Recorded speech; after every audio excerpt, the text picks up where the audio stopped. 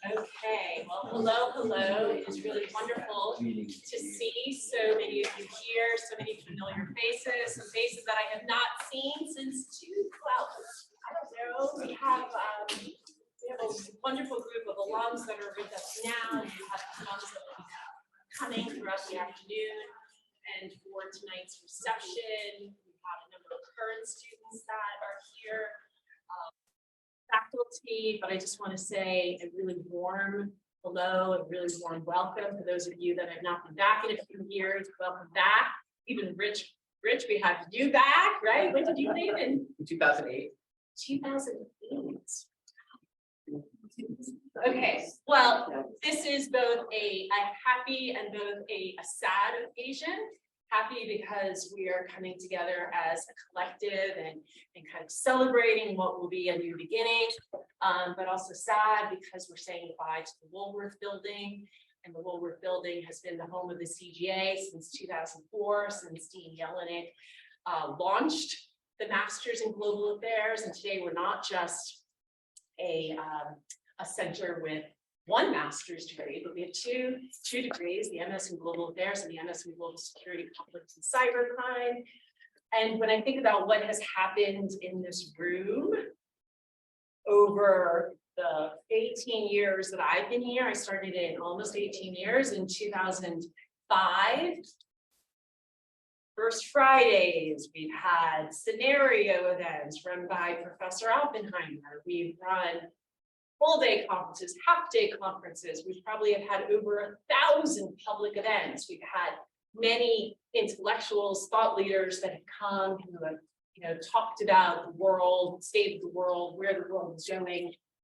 And I think we all have many individual memories, but also many collective memories that we have experienced and that we, share, and we've engaged in debate and conversation. And it's I know I hold dear to the many special memories that we share and have shared together. And so, leaving Woolworth is I think is hard for many of us who have been here for so long, and it's been our home. But we're also kind of excited about launching a new chapter of the CGA, getting a little bit closer to the main campus at Washington Square. For those of you that are current students, I think it's an exciting move. It's one that I think will kind of bring us closer to the rest of the university. But of course, we will miss our dear Woolworth. I was thinking this morning that we should have had a song that we could sing together, dear Woolworth, about the end of Woolworth. But anyhow, I'm not going to make you come up with a song right now, nor am I going to sing a song. But I just want to say it's been such a privilege and a pleasure to have been able to work here and to be part of such a wonderful community, a community that has been made strong by all of you and by the students that have come into the program since 2004, to all of the incredible faculty, the full-time faculty, the adjunct faculty, all the people that have taken their time, have been generous with it, to share their expertise, to share their knowledge. We've had so many wonderful experiences. I look at, Corey, who has been here almost as long as I have, and I'm thinking about many sort of wonderful after event evenings where we would, be in the back, drinking wine, or in the middle of the event drinking wine out of the kitchen. But it was really we have many special memories that I think all of us hold very, very dear. And so today is an opportunity both to kind of remember and to sort of think about both the past, but also to be excited as the CGA moves into its future. As I was talking to a couple of alums, we have a couple in the back that graduated in 2010 that are new parents. They met at the CGA, got married. Do you want to stand up? There you go. Right? Maybe CGA family. But we've had many such really wonderful, like friendships, relationships that have been formed here, and to see all of you here today, it just it does make me really happy. And thank you all for taking the time. I'm going to hand it over to Chris Ankerson, who has really been the lead on making today's event happening and designing what we'd be discussing on the panels, and really galvanizing the faculty and putting us, putting this event together. So Chris, extend my thanks and hand it over to you.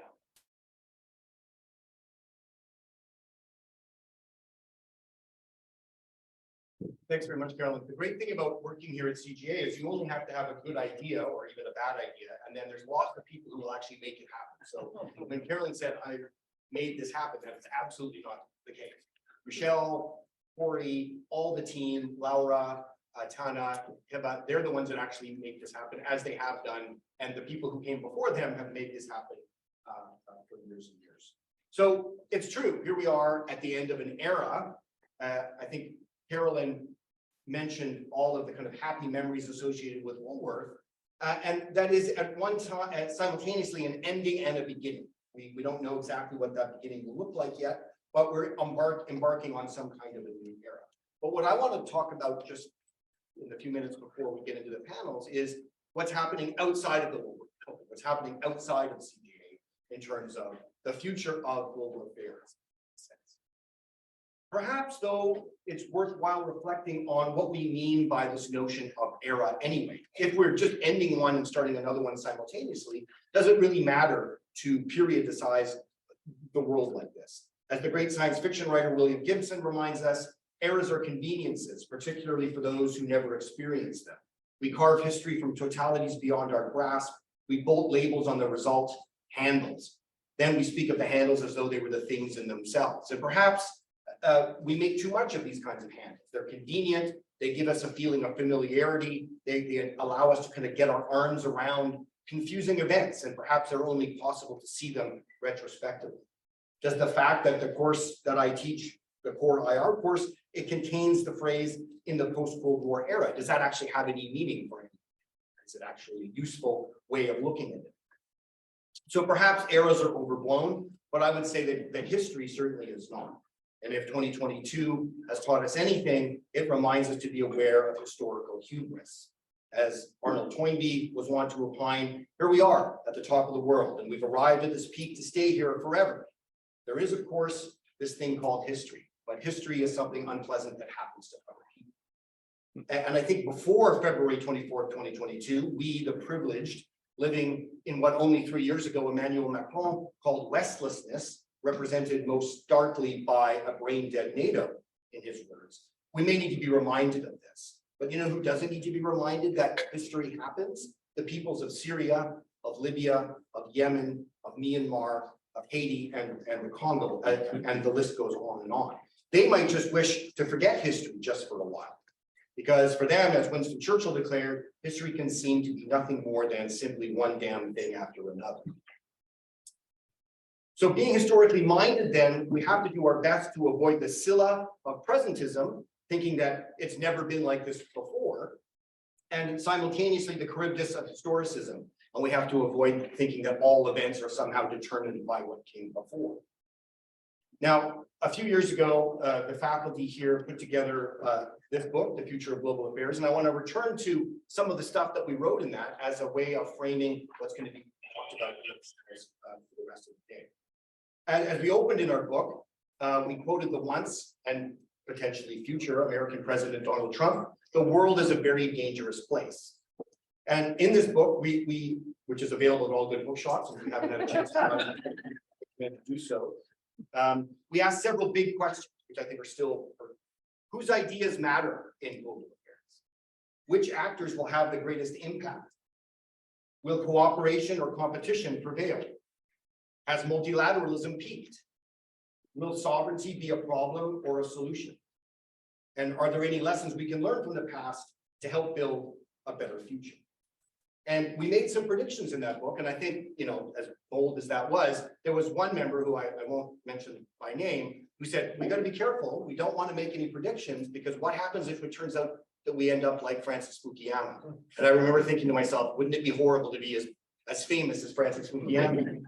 We'll talk a little bit more about him in a second. But we identified 3 trends that we thought would continue on into the future. One was that intrastate wars, so civil wars, wars below the state, would be the major marker. And to some extent, that's the case. It remains the case, although the attention of the world has been focused very much on interstate.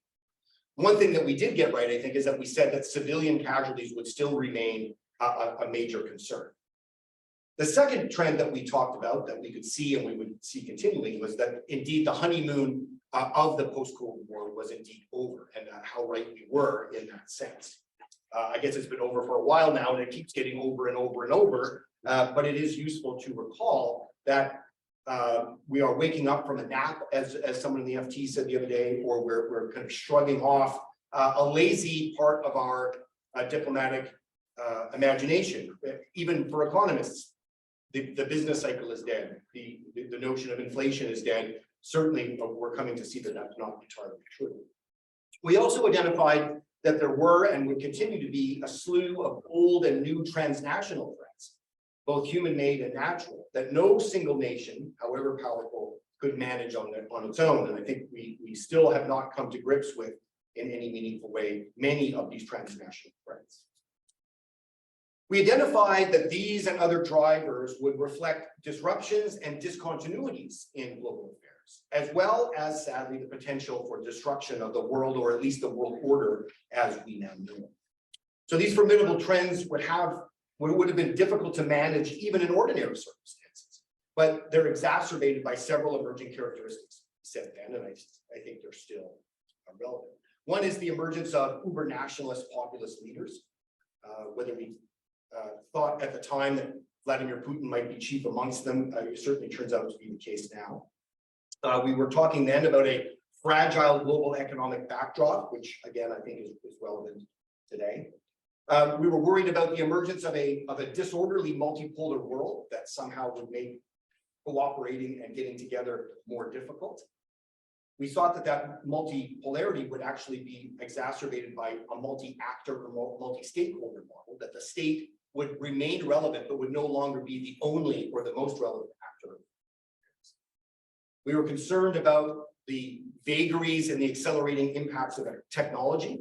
For example, just yesterday or this week, artificial intelligence computers have been able to kind of master yet another game. Again, how these things start. So chess was easy, Go was a little bit more difficult, but now it's actually managed to beat human players at the game of diplomacy, which is a sad kind of reflection on what we all do here, because that may mean that we're next. And then, of course, we identified propaganda and disinformation as being one of these ever-present factors that makes tackling these problems. So within that world order that we are perhaps moving away from, it was once regarded as the end of history. Again, coming back to Francis Fukuyama, the idea that the supremacy of the liberal democratic form of governance had settled all scores once and for all, and everyone would now just get with the program rather than arguing about how the world should be run. And certainly we've seen that is not the case. We made a plea in the volume, and I think if we stumbled upon a common point of view amongst the faculty, it was that we wanted to move beyond a monocausal and unidimensional view of global affairs. Global affairs with a small g and a small a, so the stuff that actually happens out there is complex, and therefore global affairs with capital letters, the study of that global affairs, needs to be transdisciplinary. And I think that's very much something that we would stand. And therefore, we saw that the future might play out in 3 distinct ways, and the panelists, I think, over the next couple of hours will pick up on this. One possibility we said was disruption, and this was a change, either temporary or permanent, in the way that global affairs are conducted, even though the system remains mostly unchanged. And these disruptions could be normative, political, economic, social, or technological. Another distinct possibility we said was discontinuity, which indicates a break from the past, which may or may not result in a systemic change. And then finally, sadly, there is destruction, which suggests the permanent demise, not necessarily the entire planet, although that is a possibility, but certainly of the existing system of world order.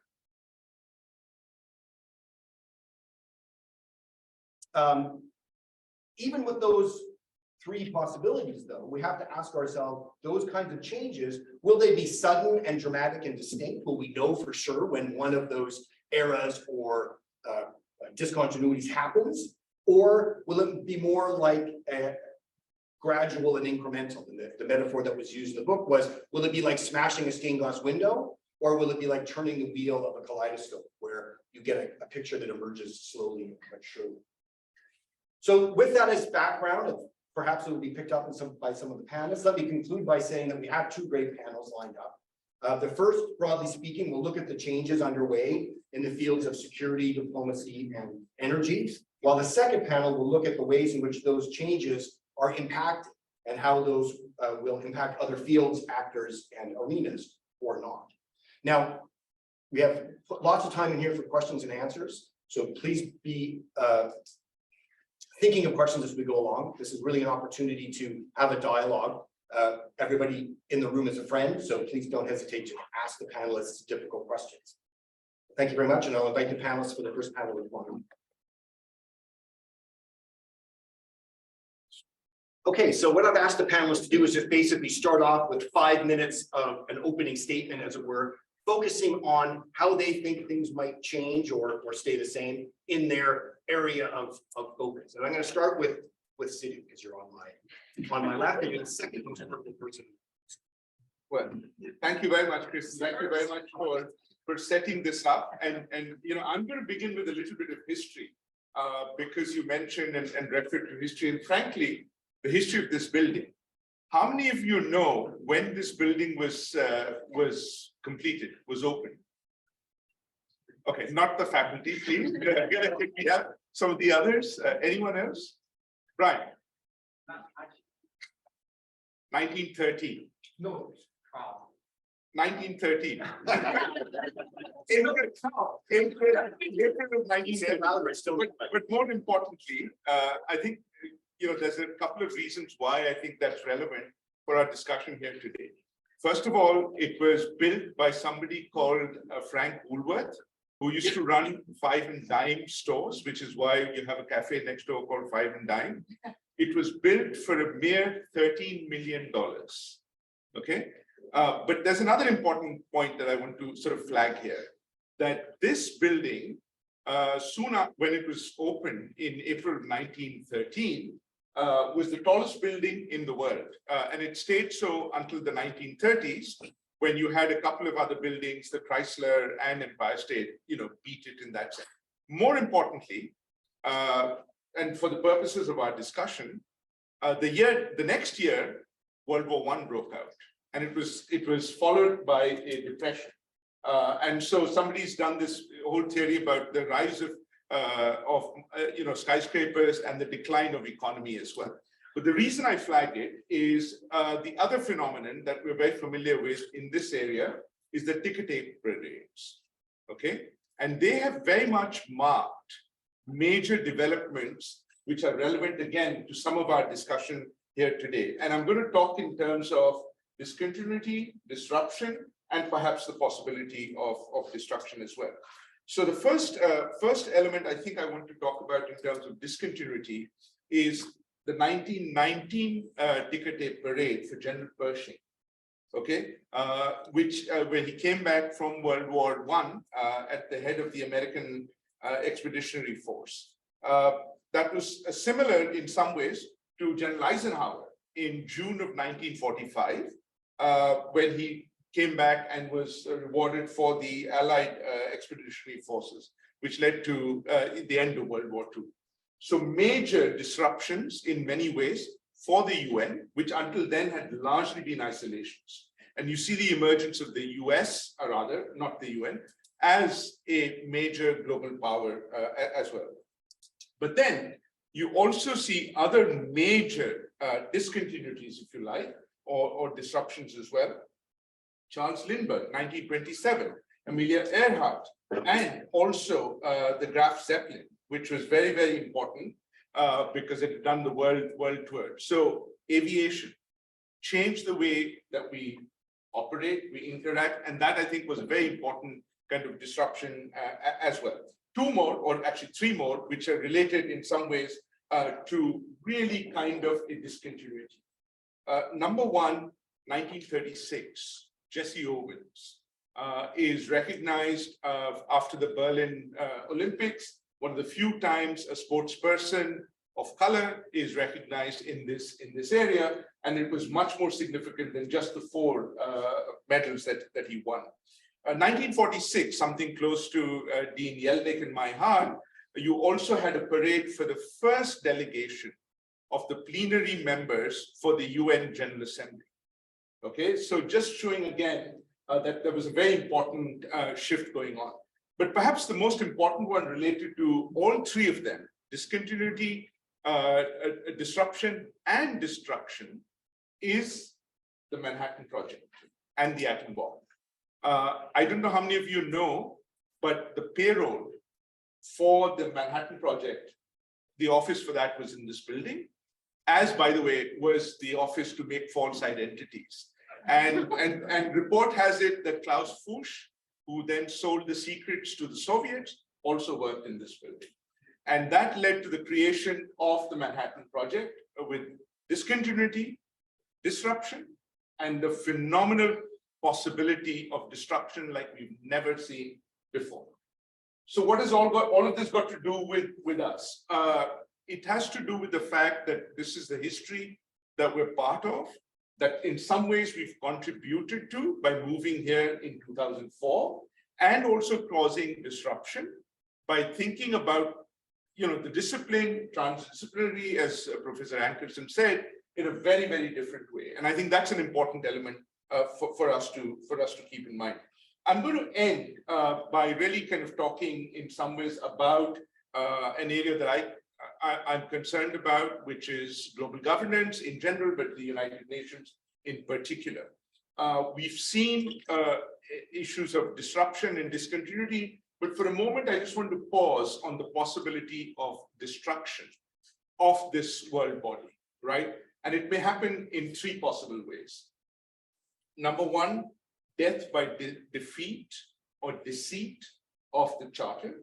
And this very often happens whenever the permanent members decide to kind of abuse the charter, for want of a better phrase. We've seen it recently, but this is not the first time. We don't know whether this will be the last time. Can the world body continue to have that kind of sustained assault on the charter? So that's number one. The second possibility is death by degrees. And here I'm talking about degrees Celsius, something that Professor Kisan is definitely much more familiar with. Climate change is really very real and something which we're all confronted with. And so for me, the question is not so much about, is equally important, whether this building that we're sitting in now, or the building we'll move to, or indeed the United Nations, is going to be around if there is a major storm like Sandy or beyond, is something that we need to be concerned about as well. And the third is death by disease. We've seen coming through out of a pandemic, we may think we're done with the pandemic, but the pandemic is not done with us. And this is only this particular pandemic. It remains to be seen how well we're prepared for the next round of pandemics, which are around the corner, by the way, is also something that we really need to be aware of as we look at the future in the new location. So those are, I think, the three kind of challenges that we need to think about and need to address in many ways, which again, as Professor Ankerson said, is well beyond the control of any one single country or indeed even organization as well. Let me stop there, and thank you very much for the opportunity. Great, thank you very much, Sidhu. Professor Kisan. All right, well, thank you. And it's such a pleasure to be here. And it's really nice to be sitting next to the person who is dressed in purple and white colors. So I'm going to talk to you for the next 5 minutes about energy and climate, which is the area that I focus on. It's, I think this year has kind of catapulted energy security into the forefront.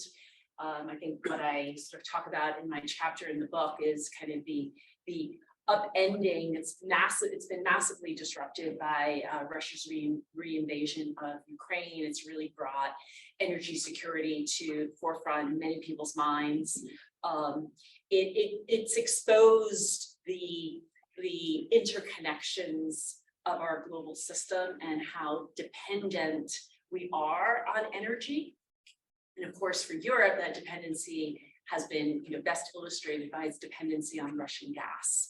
And the disruptions to economies, right? It's not just, we oftentimes will talk about Europe, and there's been a lot of attention on the European economy and the impacts that higher energy prices are having. But those disruptions are in fact very global. There's a lot of questions about the justice of energy security, because we've been talking a lot about European energy security, but I think at the expense of energy security for countries like Pakistan, Bangladesh, and many other countries that are really being priced out of really important sources of energy supply, such as liquefied natural gas. We have seen, I think, some interesting questions about, is there a do we focus on energy security or energy transition? Can we have both a secure energy system while we make a pretty extensive energy transition? And when I talk about energy transition, I'm talking about, responding to and, really thinking about the impacts of climate change and the need for decarbonization. But we have a global system that is heavily reliant on hydrocarbons, and those hydrocarbons are contributors to climate change. So we're now at about 1.1, 1.2 degrees. And of course, we've just completed the 27th Conference of Parties, and the world continues to see an increase in global carbon emissions. So how do we ever sort of come to a place that we're not just sustaining and not increasing carbon emissions, but we're actually really moving towards reducing carbon emissions? So I think we are seeing, I think we exist in an era of more risk rather than less risk.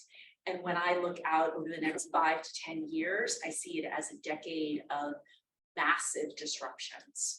And energy is going to be sort of one area where we're going to see those disruptions. The energy transition will not be a seamless one. It's going to be very messy. It's going to be very challenging. The geopolitics of energy do not go away because we start to move away from fossil energy. I think one of the things that has also, I think, become much more apparent in 2021 and 2022 is that the cleaner energy transition, what is called the green energy transition, is also deeply reliant on minerals and metals that we don't produce here in the United States, but that need to be extracted and need to be extracted from various parts of the world. They're not in every country. I think we're seeing a new emphasis on climate security. We see it in the most recent National Security Strategy of 2022, where climate change is mentioned 63 times. Right? And never before in a national security strategy did climate change take such a prominent role in the United States thinking about what will be the national security threats because of climate change, not just within our own borders, but also in terms of when we think about our countries around the world and what are the emerging security threats. In fact, those that I just came out of my energy, environment, resource security class, and I had a professor from the University of Texas who wrote a book on states and nature and climate security. And I think the overall case that he made is that as climate impacts continue to increase and we see more of them, that we're going to see greater impacts, and we're going to see insecurity rise. And the cost of that, and where do we choose which countries get assistance versus which countries don't get assistance? And there are big choices that are getting made out of COP27. We just saw that one of the only big news stories to come out of COP27 was loss and damage, right? That the developed countries would address loss and damage. However, the record of the West, the record of developed countries actually, paying for or focusing on climate finance has been, I think, very weak to date. So I'm not quite sure whether or not we'll actually see significant impacts as a result of the loss and damage. And then maybe finally, I think it's important to recognize, when we started the Center for Global Affairs, China was, of course, a very rapidly emerging world power. Today, it is a superpower. And it's also a superpower in the energy realm. And today, that geostrategic competition is becoming ever more apparent. We have deep dependencies on China for both renewable energy as well as for those critical minerals and metals that I spoke about earlier. We're not going to probably see any kind of a decoupling, but we are going to see a continued economic distancing. We see it happening in the United States through the Defense Production Act. The most recent IRA is the United States really taking a position around energy and climate statecraft. How that plays out, I think, is going to be something that is going to be very interesting to watch. So I see more continuity around disruptions and many of the geopolitical risks that many of you that, are students here or alumni here that you studied, I think they're even going to be more pronounced in the years and the decade ahead. So thank you. Great, thanks for the plug for the global risk specialization. You should all be doing that. That was intentionally placed. It wasn't just. Give you the money later. Professor Altier. Thank you. So it's such a bittersweet pleasure to be here. I still remember coming to my interview in Woolworth, so it's sad. But anyway, I wasn't sure what to talk about, so just have kind of a hodgepodge of everything. And responding to what Professor Ankerson said earlier in his comments, so I was a historian as my undergraduate training, so I majored in history as well as math. And I guess just based on that training, I do tend to think that we overestimate the importance of events as we're living through them. I also think that change tends to be more incremental than monumental. So I really don't see this end of an era in 2022 that people are talking about. And I will talk about different points of continuity that I've seen during my time here at the CGA. I also think I was thinking about what they tell me about my daughter plays soccer. And they always tell me her development is non-linear, right? So she may have these periods where she's like in a funk, and then all of a sudden it all like comes together. And so, I like to think about the world in that way. And I think we've seen that over the past decade or so, right? With the rise of pop, we've seen like a great liberalization, then we have some backsliding with the rise in populism. And so I tend to think of the world in that way. And even when you study terrorism, we see the same thing, right? We see sort of expansion of opportunities within the democratic system. I think we're seeing that in the US now, right? We have the passing of enormous legislation under President Obama, liberalizing rights for individuals, and then we have a backlash to that with President Trump. And so with climate, I mean, I'm not even as optimistic as you, because I imagine like what happens if we get like President Trump again, right? Then we might have some withdrawal from that. I do understand market forces will also drive for that. So in terms of continuity, so in 2014, that's when I started teaching at the CGA, and I was teaching transnational security. It was one of my first courses. And does anyone remember what happened in 2014? A lot of things happened actually. Two big things. Crimea, or Crimea. Sochi Olympics. Okay, that's on my list. So very, very important. And the rise of ISIS is the other one that I'm thinking of. So so the invasion of Crimea. And so in 2014, that was the big discussion in my transnational security class. And over the years, we talked about, every year or every semester I was teaching a class, Russia's taking more and more and more of Eastern Ukraine. And it really was just a blip on the screen here in the US, but in class we were covering it. We had the 2016 election with Russia. So just seeing these things over the years, and then in 2021, I don't know if anyone here is in my 2021 online transnational security class, we're actually following the troop movements in Russia leading up to February. And so when all of this happens, it wasn't actually so much of a big surprise. You know, I kept joking in class, you know, Putin's poking the bear. That's what we say, he's poking the bear, he's seeing what he can get away with. And so I think 2022, while a colossal event, was really sort of the culmination of a series of events, which are the large scale events, you know, the large scale culmination of that event. So I see that as more of a continuous thing that we can look back to at least 2014 and even a little bit further back to see that change. I wouldn't say 2022 was sort of the defining event. I would also say in terms of civil wars, I think we're a little bit delusional, to be frank, about the post-Cold War era. So we did have massive civil wars during the post-Cold War era. I didn't see it really. I personally don't view it as this period of peace. I also question whether the Cold War ever ended. So I talked to students about that with Russian covert operations and things like that. So, you know, I tend to think we kind of react to these big events, like what we saw in Ukraine this past February, but we tend to ignore these little things that are happening, these encroachments in Russia, the covert operations that led to the, you know, I mean, Russia is running massive influence campaigns, China's running massive influence campaigns, and these campaigns are shaping beliefs, hopefully not in people's room, but they're shaping beliefs in ways that are fueling that rise of populism. They are fueling far-right parties. They are fueling these dynamics in democracies around the world. So I do think we need to pay more attention to those slow-moving threats that really do shape the political discourse.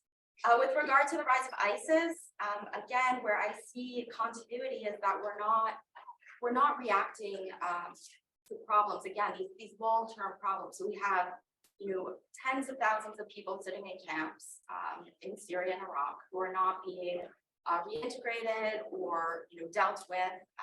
I was recently at a meeting in DC, and they're talking about the camps and the security of them, and they're not going to any longer be able to provide for the security of those camps. So what happens to those people? What kinds of futures do they have? And I can imagine in 10, 15 years down the road, we'll be saying, why don't we do anything about those camps, right? And there's tons of people now saying you need to do something about the camps, but we're so focused on Russia or China or what's going on there. So same thing with domestic terrorism. Domestic terrorism I see is, you know, everybody's, oh, domestic terrorism, but it's been a big problem here since the 1980s and even going further back than that. So it's not really a new threat, but again, it's part of this ebb and flow that we see in the threat matrix. Yeah, I think that's about all that I have. I mean, in terms of glimmers of hope, I'm thinking like, you know, we're seeing these protests in Iran, we're seeing protests in China, you know, and again, I think it is part of that non-linear development of the world. You know, people are pushing for change, pushing for progress. So I am hopeful that we are incrementally moving forward. Great, thanks very much. Professor Trahan. Yeah, thanks. Well, it's great to be here, and those were excellent remarks too, because I'm going to talk only about Ukraine because it's kind of preoccupied my year. I work in the field of international criminal law and accountability, and I think we have a really profound challenge facing the international community, whether there will be individual criminal responsibility for the invasion of Ukraine.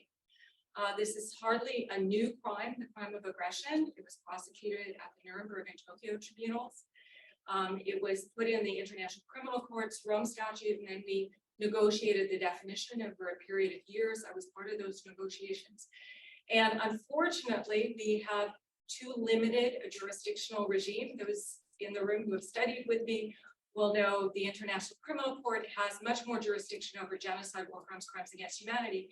And when it comes to this supreme crime, has very limited jurisdiction. And I call it the supreme crime because in the Nuremberg judgment, it says it contains within itself the accumulated evil of the whole. So it encompasses, if you didn't have the invasion, you wouldn't have the war crimes, you wouldn't have the crimes against humanity, you wouldn't have all the civilian fatalities, you wouldn't have military fatalities. On the Russian side or Ukrainian side, you wouldn't have either of them. So why do we have this truncated jurisdiction? Because the US negotiated it. And that's what's gotten us to having immunity right now. So what can be done about this? So I'm working with some states, and we're pursuing a two-track strategy that the International Criminal Court statute needs to be amended for the future so that this crime can have meaningful jurisdiction. It'll be difficult negotiations, but I think the events of this year making it increasingly untenable for the US to oppose this kind of jurisdiction. I think there's an embarrassment factor that will happen if the UK the US tries to limit its exposure going forward as much. Ironically, UK and France also limited the exposure in the negotiations in 2017. And this is really ironic. So 3 of the 4 Nuremberg allies have limited the crime of aggression's jurisdiction. So when Russia, the successor to what was much of the Soviet Union, has committed the crime of aggression, the crime can't be used. That's where we are. So we're trying to work on an amendment. I'm headed over to The Hague tomorrow night. And we will be pursuing this at meetings at the International Criminal Court's Assembly of State Parties. I've also had the privilege of working with a number of academics on a proposal for a special criminal tribunal on the crime of aggression. You may have seen it in the news. The EU has recently endorsed this proposal. Our group put it together initially in June, presented it at the Yale Club to a number of states. And we have certain key features we have suggested, all the details to be negotiated between the UN and Ukraine. There's been since June a huge amount of discussion who should create this tribunal, and this would be an ad hoc response just dealing with Russian aggression. Ad hoc is not good. You generally want the law to apply apolitically across the boards. That's why in the future we want the jurisdiction at the ICC in general. But I think an ad hoc tribunal is needed in the current situation. There were discussions, should it be a few states putting this together? And I've always said, well, next time Russia and Belarus will, follow that precedent. So be wary of what you wish for. Then there was a big push, so the Europeans will do a tribunal. But the group I've been working with, and there's been U.S. War Crimes Ambassador David Shepard. Someone could turn off the music, that would be great. But I'll keep talking. So U.S. War Crimes Ambassador David Shepard, ICJ Judge Klaus Kress, Astrid Reisinger-Corsini of the University of Vienna. My phone. And so we have been working, and Professor Ona Hathaway of Yale Law School, we've worked on a proposal for a tribunal to be created through the UN General Assembly. And we were really incredibly pleasantly surprised to see the EU endorse this yesterday. So now the question will be whether the states that condemned Russia's invasion in 2 GA resolutions then condemned the illegal attempt at annexation, and only recently have also set up the start of a compensation mechanism, will vote for the creation of a criminal tribunal through the UNGA. It's the right way to do it. It would represent the will of the international community as a whole. And this is very important because if one wants to deter aggression for the future, I think we need to set this precedent that this isn't just a NATO war, this isn't a European thing. This is about the global order. And if one wants to set deterrence for China and for the foreseeable future, we need a response through the UN. Also, for some technical reasons, it avoids the immunities that the sitting heads of state would otherwise have if we use any other approach. So Ukraine very much favors this process. So stay tuned. Look for it in the news, whether in the upcoming months you see the UNGA passing a resolution to establish a special criminal tribunal on the crime of aggression. So I think that is our big challenge for 2022, but it's not a challenge just for this year. It really is about stability of the global order. Great, thanks very much. Professor Oppenheimer, the entree is yours with the notion of the global order. The notion of the global order. Okay. But as I speak, it'll become obvious fairly quickly that we haven't coordinated our comments. Which Why would we start now? But the diversity of opinion, of course, is entirely in keeping with the academic purposes of this organization.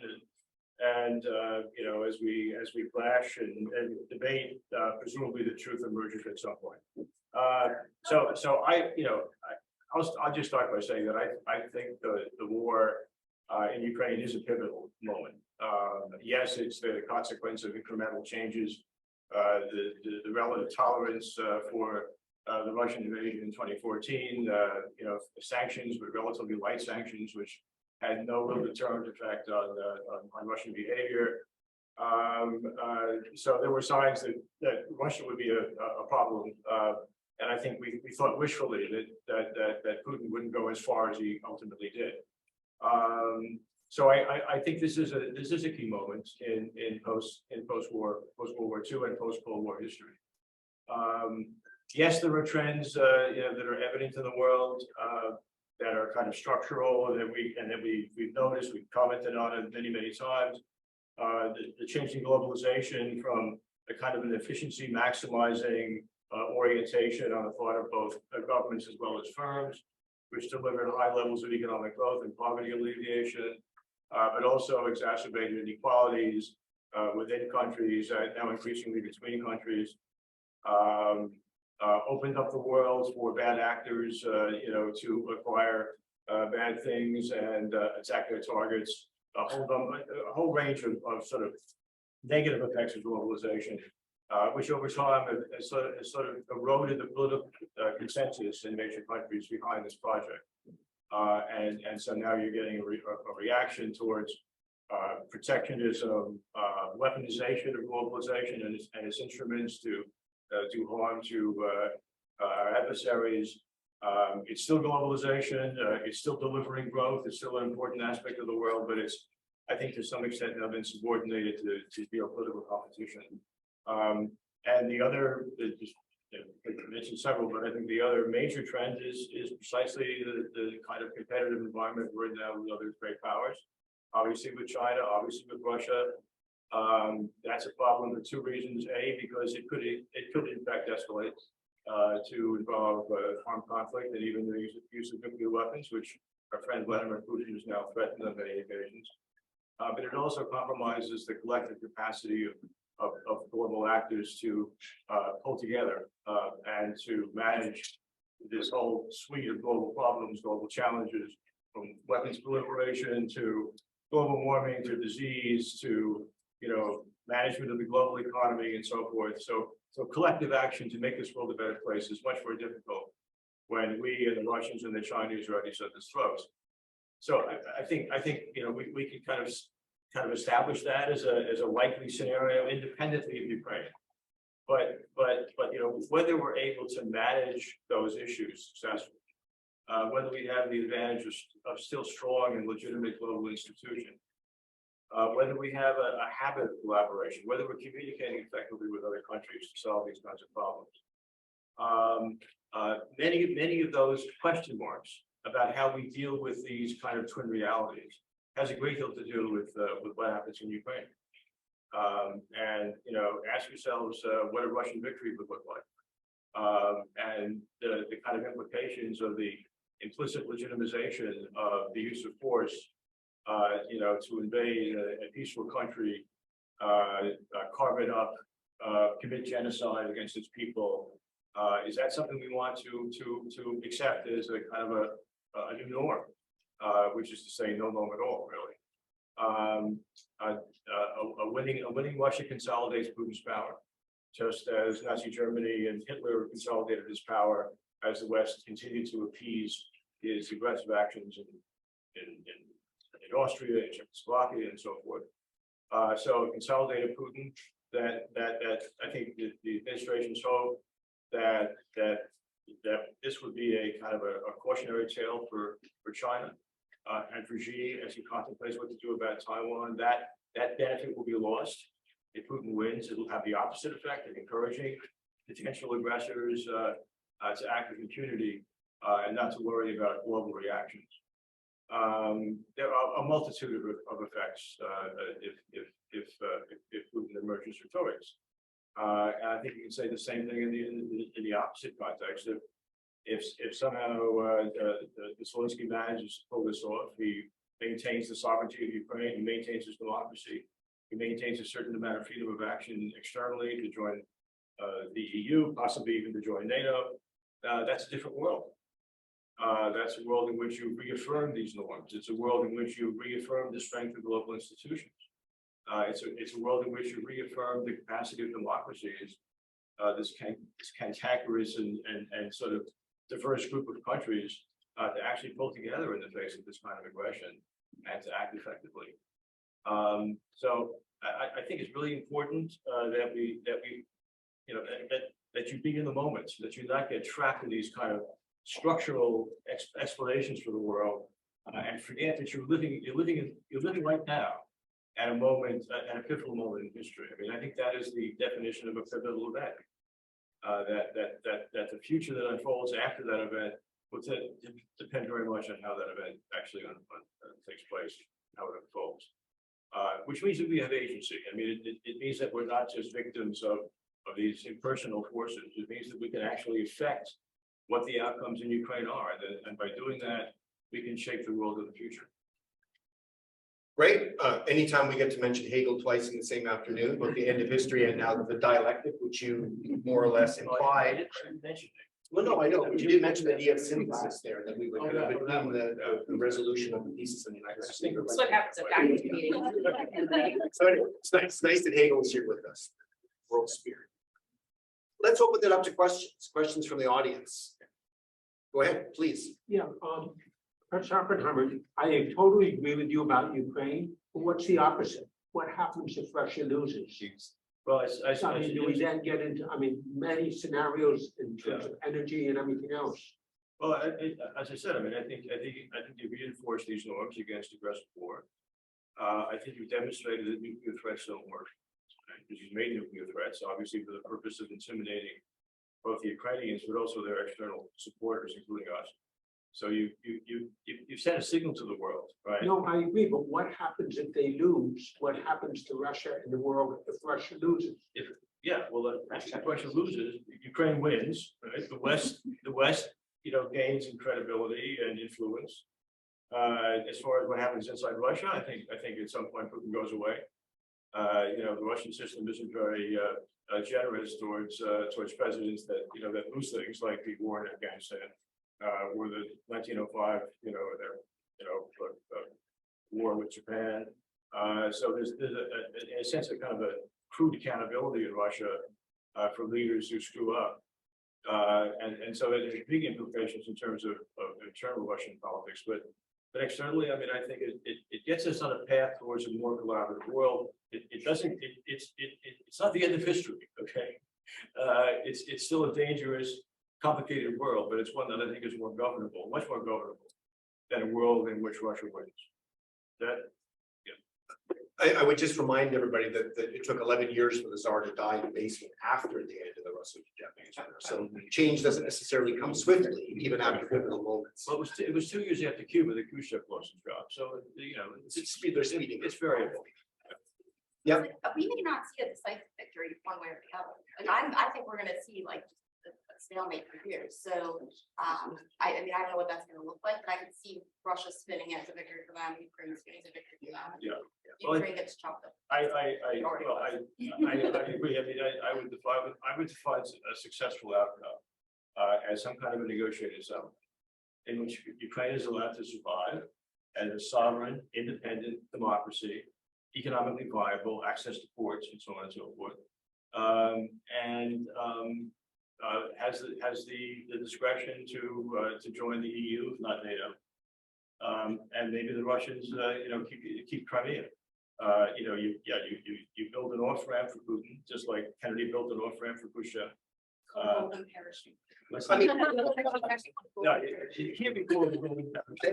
Can't be called an off I ramp. think this notion of victory, I think, is a very important piece, because essentially, if we take the Eikenberry thesis, the reason why we have the global order that we do after 1945 is that there was a very clear and distinct That's right. victory.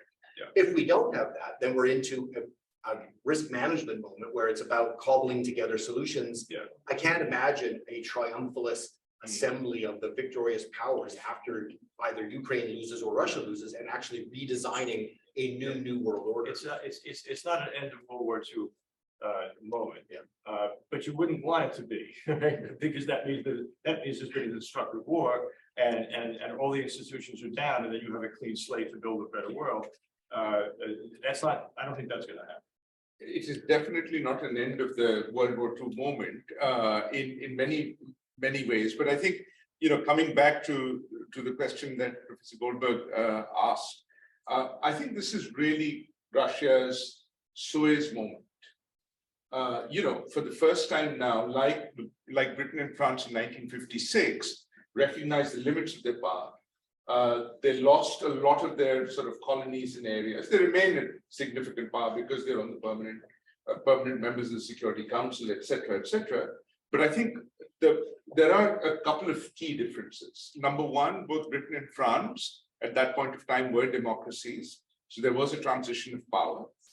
There was a recognition that you needed to go along with the changes that were happening and let go of a lot of the colonies. And you can see the number of colonies that France in particular gave up between 1956 onwards, right? Russia, we're not sure about how that's going to play out in many different ways as well. But I don't think this is going to be certainly in no way, shape or form, as seminal as World War II at all. And whether Russia remains an outlier or is assimilated back into the system, I think, again, there's a very good example from 2003, the US and Iraq. And you look at what happens to global governance structures between 2003 and 2005. Once the US wins militarily, but gets bogged down politically, it actually comes back to the UN. And then you see from 2005 onwards, a new kind of resurgence and recognition of what global governance can do, and a sudden kind of post-facto recognition of the rules of the road and the UN Charter, only to have another country or P5 forget it, about another few years. Yeah, I mean, I think the problem with using any kind of a milestone is the problem of historical analogy, right? We talked about the Russo-Japanese War, but the Russo-Japanese War ended in a negotiation. It was the US President Roosevelt who actually negotiated, who arbitrated the settlement. Both Russia and Japan lost territory in the Russo-Japanese War. And Korea suffered mightily for it not soon after that. But this notion of a post-1945 settlement, I think, is an interesting debate. But we talk about 2005 and the notion of responsibility to protect coming out of that and foundering in Libya, giving some rise to the feeling of hypocrisy when the West talks about illegal invasions, et cetera. So it's not clear necessarily what these dates mean. There's no clear, even ones that are close to us in history, they're ambiguous in and of themselves. Any other questions, especially from students? Amelia?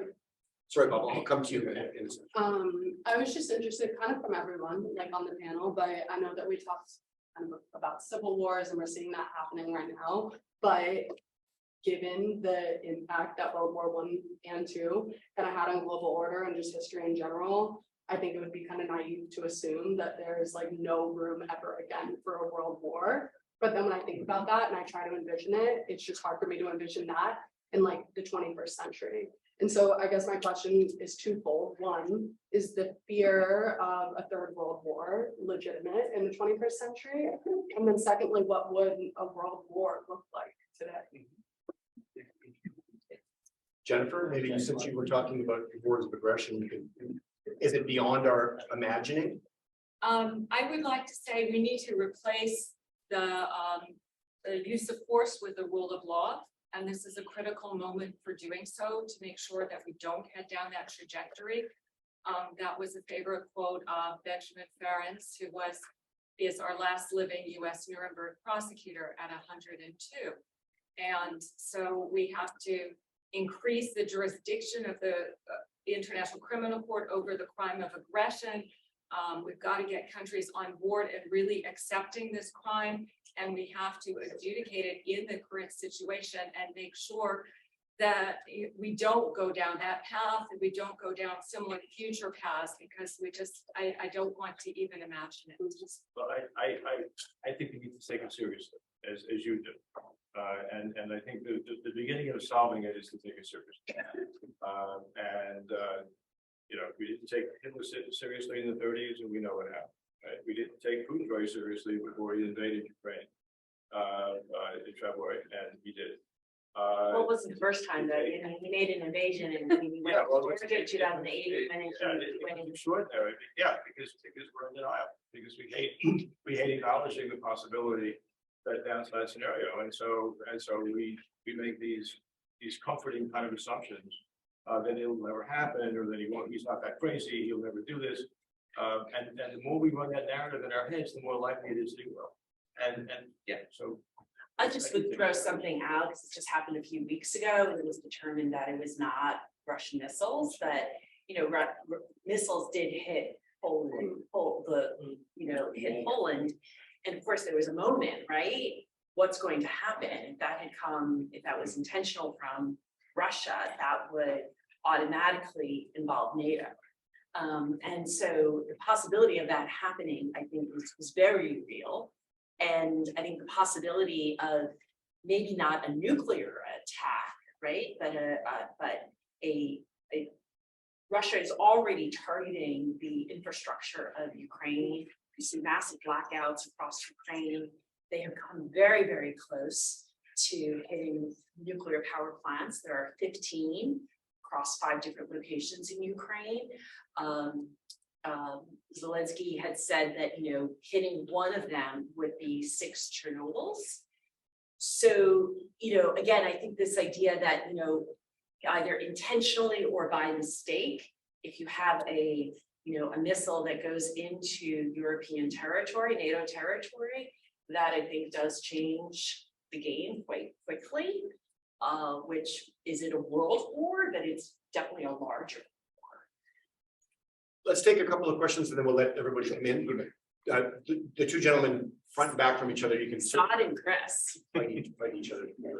Sure. So I kind of like the idea of having sort of this slow burning issues rising. I think Professor Altier, that's how you refer to sort of some of these issues kind of slowly being perhaps under the radar and then somehow sort of emerging.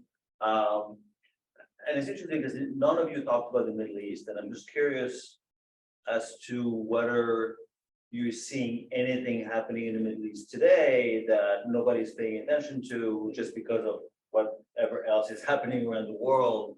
I mean, none of the issues that have sort of dogged the Middle East the last 50 years have gone. I mean, obviously, Central Asia, I mean, Afghanistan is one of them, but obviously, looking at Israeli politics, with some emerging risks sort of happening. I'm just curious as to how you're seeing that region again, potentially sort of, you know, stewing and then somehow perhaps exploding again, you know, in the foreseeable future. All right, Chris, and then we'll take both those questions together. Yeah, so, you know, I think for me, if I think about the effect of the time that I spent here, I think it was to sort of get me more educated as to like specific policy areas and policy processes that were related to things that I was already interested in and sort of better equipping me to participate in those processes.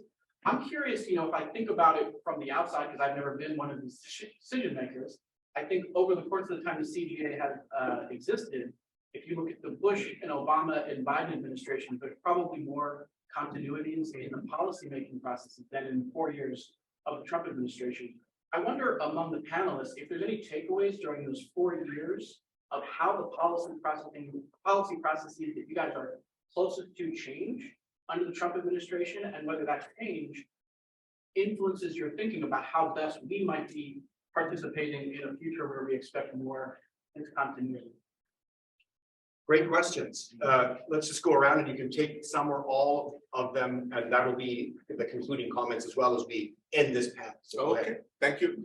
So Saad, to your question, you know, at one point of time, there was always one contender for the most dangerous place in the world, right? At one point of time, it was India, Pakistan, then the Middle East got that order, and then North Korea, you know, the Korean Peninsula. Now I think there are lots of contenders, of which the Middle East is definitely one of them, a perpetual one, a perennial one, but simply because in some ways Ukraine has sucked the oxygen out of everything else and has suddenly become the sort of center of attention is really the, you know, quite sort of critical element. Chris, to your excellent question, I think you will see efforts to kind of change, and you certainly saw that most obviously under Trump, vis-a-vis global governance and the UN. I think it depends on your outlook. Today, we do have a fairly deep level of global governance, which is bringing countries in ways that it is difficult for them to walk out of multilateral arrangements, including, by the way, Paris Agreement, right? Even though Trump said he was going to do that, the process itself is much more cumbersome, and it saw Trump leave, and the US remained within the Paris Agreement. Now, the Iran nuclear deal is different because it was less multilateral, deep in that sort of sense. So I think I remain an optimist. I mean, Professor Alchi is absolutely right. We cannot think of this, as linear progress. There is going to be, 2 steps back for every step taken forward. But I think you will see global governance institutions remain and succeed. So from that point of view, Ukraine may be a game changer for the Western context or the East-West contestation. But I think for the rest of the world, it's going to be, that it will come back to global governance as we know it again. So maybe very quickly, and again, I think this does tie both Saad and Chris's questions together. I think we are seeing a lot of changes in the Middle East. I know, Saad, you're looking at Israel. We see politics in Israel also potentially having, under Netanyahu and a more right-wing government, I think, but we've also seen some interesting new relationships in the Middle East that probably would not have been expected 10 years ago. I think between, you had 2015, the JCPOA, right, which was an opportunity to sort of bring kind of Iran more into the fold, which didn't sit very well with Saudi Arabia. And sort of, I think we see Saudi Arabia becoming much less trustful of the United States. I think the US-Saudi relationship will never be what it was pre-2015. I think that is a very different relationship. The oil for security relationship, I think, is one that has been dramatically shifted. And again, on the climate energy side, when you look at sort of just from Trump to Biden, Trump did not put climate first. Biden is kind of trying to take a whole of government, is using climate and energy as a form of energy climate statecraft, I think, for the United States. So you see some really distinct differences there. But I would say that I think the Middle East is a really, really interesting region. I think it's an incredibly important region for global affairs. And I think there's, even in the context of Ukraine, many of the countries in the Middle East, the Gulf states, have taken a position of non-alignment. And I think there's a lot of significance for that decision. Yeah, so with regard to the Middle East, I mean, I had a student actually write a thesis on this back in 2015, 2016. So looking at the realignment of Israel's alliances, its increasing alliance with Russia. So I do think that alliances, that sort of songs that are shifting there. I'm a little bit, as I mentioned earlier, doing some work on the reintegration of individuals there, and I wrote an article. I'm not very optimistic about that. You still have Assad in power. The underlying grievances are still there, both in Syria and Iraq. That led to the rise of ISIS. So I think that, I don't think the situation's been solved. So I'm not saying anything short term, but I think in the long term that could boil up. Again, we're seeing more Russian influence, Iranian influence in the region. So will be interesting to see. With regard to the policy making under Trump, your question, I was actually supposed to go give a talk in Turkey, in Istanbul. I can't remember what year it was, but it was under the Trump administration. And it was right when he pulled the troops from Syria. And it was really interesting because I was going with DOD and they had no idea. So, I mean, it seemed to be a very unilateral decision. And then right like that, they said, okay, you're not going to Turkey. And they, it was so, and within the, I'd say the day-to-day policymaking or the day-to-day practitioners within government, we're still there, but we saw the gunning of the State Department. So, and the political appointees were problematic. So I do think it can have these huge implications. I know there are, we're doing a project with the DA's office right now on far-right violent extremism, and there are huge issues within law enforcement, with the intelligence community, ties to of those groups, so individual. So, yeah. So I'll turn it back to the field of accountability because that's my field. And looking at the Middle East, I will just say we've had just a complete colossal failure of accountability for crimes in Syria, crimes in Yemen. Syria in particular, we've seen Russia just, not only, militarily back the Assad regime, but use its veto power to block whatever else the council was trying to do to condemn crimes, referral to the International Criminal Court, measures to stop chemical weapons attacks, even humanitarian assistance. And my book, Legal Limits to the Veto Power, questions how the use of the veto, if there are these mass atrocity crimes, is this really fine? To, is that the charter is designed to be able to, essentially aid through the veto, aid the commission of atrocities. So that is the argument I'm making. Think it's making some traction. States are interested in pursuing this, maybe asking the International Court of Justice for an advisory opinion on a question I posed. In terms of the Trump administration in accountability, we saw them put sanctions on the International Criminal Court prosecutor and senior members of her staff. The sanctions were so broad that I could not tell if they covered an NYU professor who did pro-ICC advocacy. So it was not a happy time. It was really the lowest point in our relationship, the US relationship with the International Criminal Court. The US is, typically reserves sanctions for drug dealers and terrorists, not career prosecutors. So it was, in my mind, a real distortion of the sanctions regime. So that's what we saw in my field under the Trump administration. I think that's the best news we've heard all night, that the Middle East is not on the headlines. And when it does return to the headlines, I suspect it will involve the JCPOA, which is now on, life support. Maybe it's gone beyond that at this point. And the Iranians want to guarantee that if they sign up, that the U.S. won't withdraw at some future point. We assert that we can't give that kind of a guarantee, right?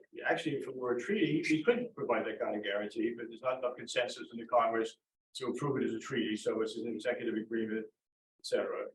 And we know the Iranians have, are back to, enriching weapons grade uranium at 16% or so, and which is an easy, walk from 60% to 90+%. And they're burying their centrifuges in this place called Fordo, which is not accessible. They're refusing to agree to intrusive inspections. You're the expert on this, but this is a crisis waiting to happen, and the Israelis will be precipitated if they're convinced that JCPOA is a dead letter. Decision-making process, Chris, good to see you. The decision-making process, Trump didn't have one. So there really isn't much we can say about that. I feel like you're back in the classroom. The Bush administration's decision process, it was the process, but it was monopolized by a couple of very strong actors, Cheney and Rumsfeld. And they built the road into Iraq. And so the president was, kind of a blank slate. The head of the NSC was not up to fighting against those two guys. Powell, of course, Secretary of State, had a very different point of view, but he couldn't really get access to Bush. So not an admirable process. The Obama process, I thought, was pretty good. Deliberative, cautious, fact-based. The way he went through that whole process of deciding whether to intervene in Syria or not was a model. Yeah, I didn't necessarily like the result. I think we should have done more in Syria. But the fact is that he ran the NSC as it should, as Kennedy ran it, really, which is I want to hear all points of view. I want the best intelligence I can find. I'm going to hold my cards close to my chest because if I indicate my strong preferences too early, then everybody's just going to kind of glom onto my point of view. So I'll withhold that, and then ultimately decided, not to enforce his own red line, which I think was a mistake. But the process was okay, and I think Biden's done an admirable job. I think his process is first rate, because he's on that that thin edge, right? Between allowing Putin, kind of to indiscriminately take down Ukraine and getting an escalation towards a possible nuclear war. So he's getting a lot of support to Ukraine. By the way, he just announced this afternoon that he would actually now entertain direct talks with Putin, as long as those talks are encompass all of NATO, and as long as Zelensky has a seat at the table. Not good that Zelensky wants a seat at the table, but I think that the administration is edging towards a serious conversation with Putin about what Putin's bottom line is, and we don't know what that is yet. Zelensky's indicated his bottom line is total victory, so that's a non-starter also. But I do think he's managing this crisis that in a way that reflects the importance of it and the importance of the outcome, and the importance of not allowing Putin to win, but not in a way that's kind of gratuitously provocative. So he's not sending long-range weapons, artillery, jet fighters, and so forth. He's been very careful to modulate the kind of support he provides, and that's in a sense that's why his way of trying to control for kind of downside scenarios in Ukraine. So I would say that, some of the ideas, never mind the processes, there's a lot of continuity, right? This idea of aligning with allies that are democratic and facing off a world that is autocratic was certainly Mike Pompeo's big idea, the D10, for example, in his final year as Secretary of State of the Trump administration. And if you read the national security strategy of the Biden administration, this notion of friend shoring and allying with democracies is a key feature. To your point, Sad, British Prime Minister Harold Macmillan was once asked, what's the greatest challenge to being a world leader? And he said, events, dear boy, events, which is very much, why is the Middle East off the radar? Is because it's not because it's not important. It's been displaced by other things, which have been seen to be more important. So I'm going to give the final word for this session, and then some round of applause for the panelists too. Oh, I'm gonna give a round of applause. Okay, a round of applause first. Thank you very much.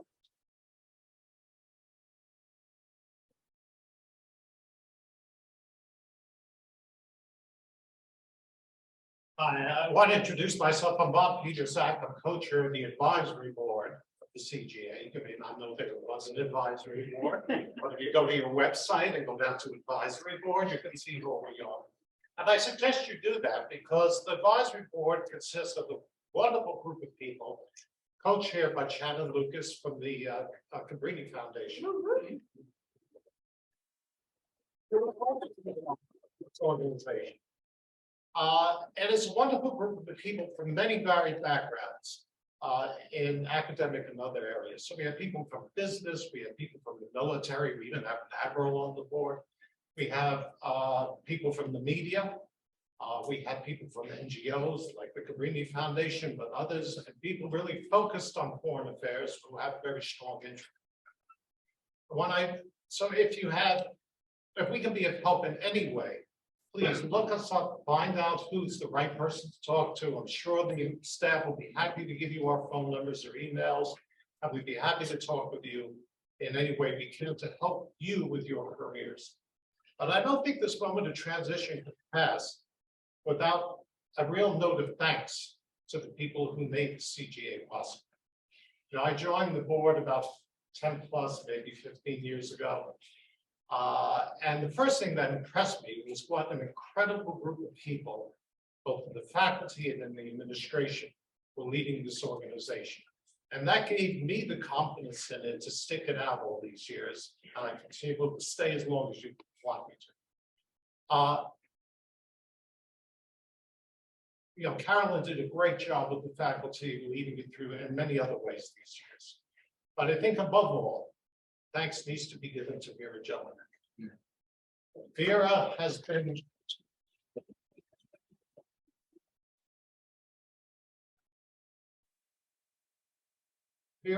the force, strength, the guiding light of this organization. She had a goal in mind, she pursued it, and she achieved it. And I think in this transition as we go uptown, that we will be able to continue that to achieve that goal that she set for us and reach new heights. Vera, thank you. Thank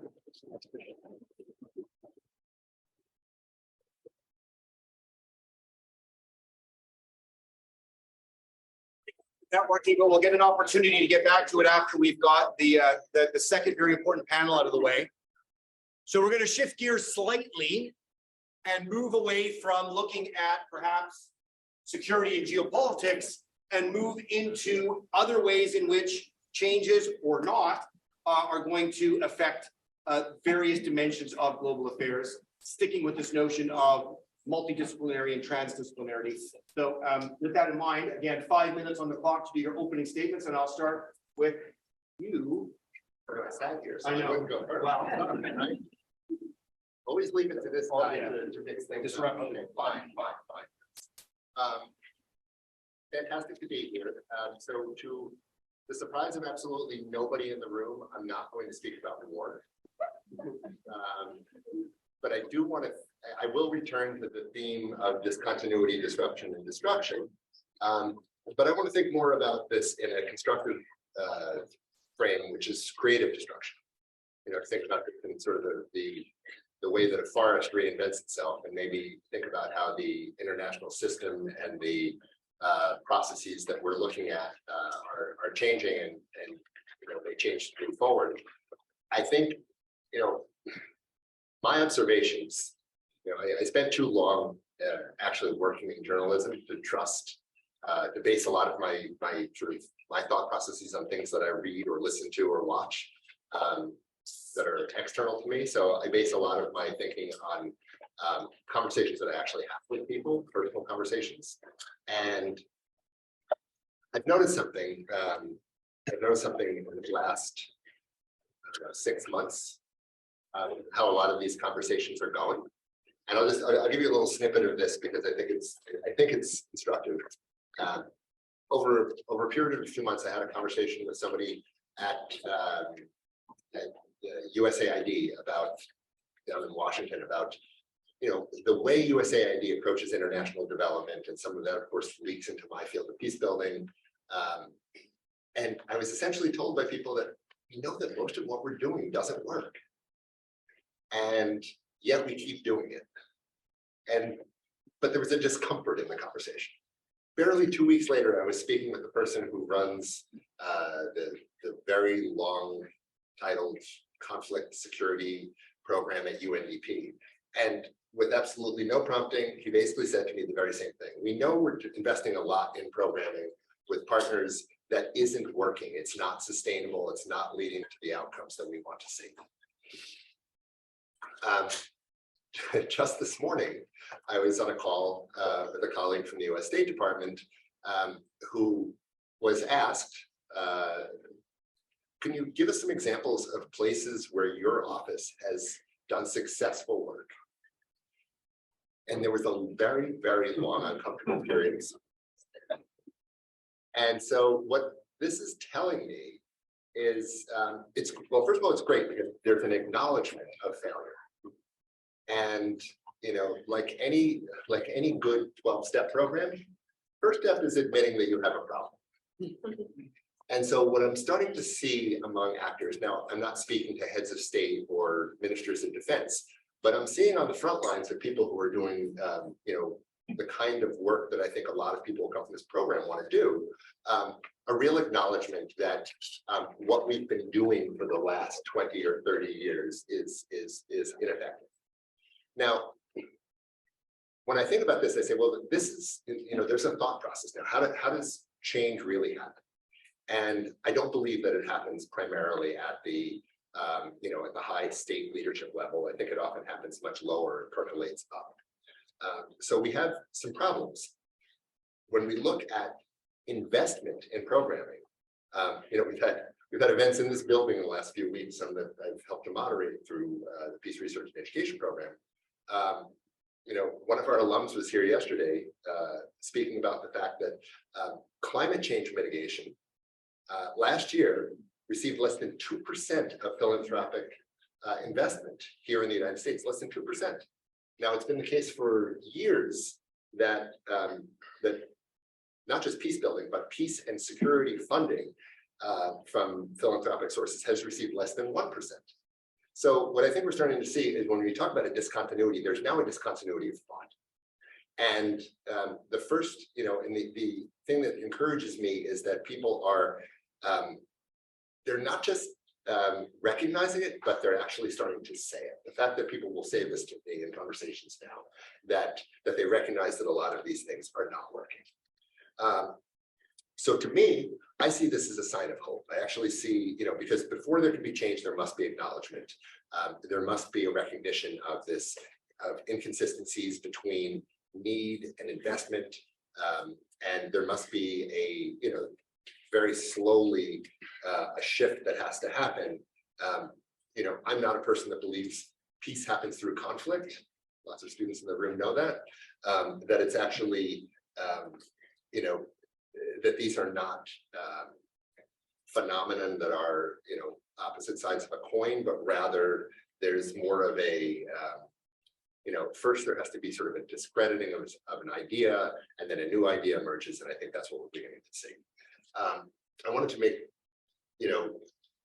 mention of, there were so many mentions on the first panel of things that, obviously historic events, massively violent historic events. I don't think we get to the next phase by focusing on the historic, the violence. I don't think we get to the next phase by focusing on the horrific. I think we get to the next phase by trying to change thinking and shift in a direction towards what's constructive and actually produces change. And I think about, I think it was you mentioned awakening from a global nap. I think, we are at a moment of a global awakening. And I think some of these horrific events that were referenced are actually the catalysts for this global awakening. I think back to a meeting that I had this summer in Iraq with a group of scholars from the University of Fallujah. And I've been fond of saying since I started working with this group, I feel awful for these folks sometimes because they are literally the metaphor for hell on earth, right? When anybody wants to make a joke about someplace being the worst, what do you say? You say, oh, it's like Fallujah, right? Well, these are guys who actually work there and teach there and everything. And I spent some time with them because they've decided that they'll never change the situation in Fallujah if they can't change people's understanding of their community. So one of the things they've decided to do at their university is to open a center for peace building, which nobody would expect in Fallujah.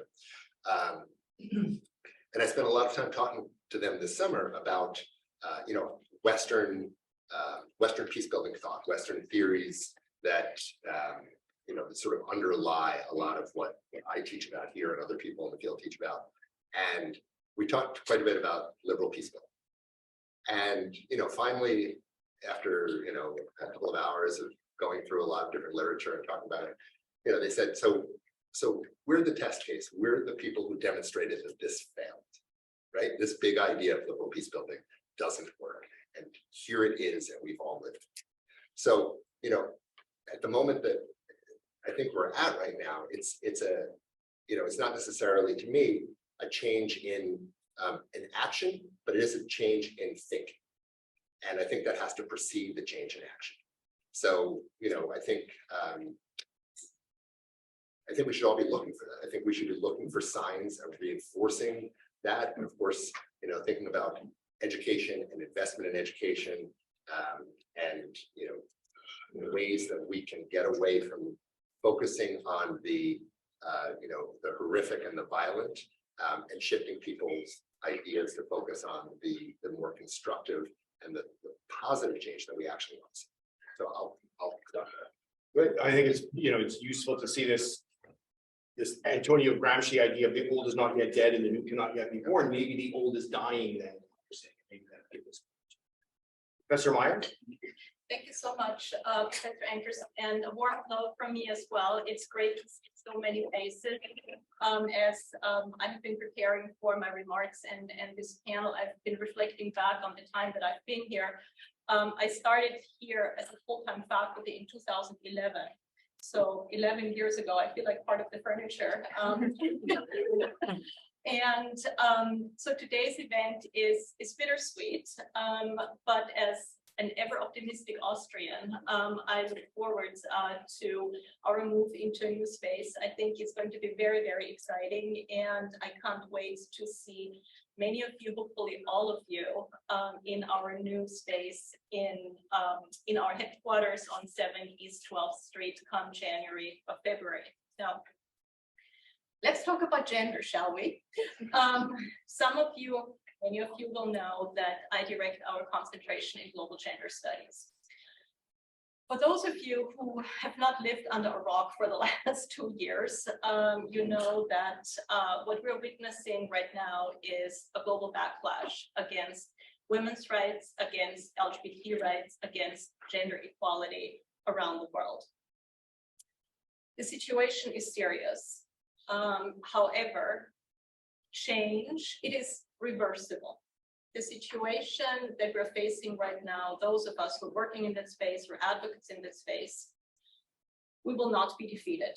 So I do not want to catastrophize. I do not want to make light of the situation. But after sketching out the situation that we're facing around the world, I want to walk us through positive developments and ways forward.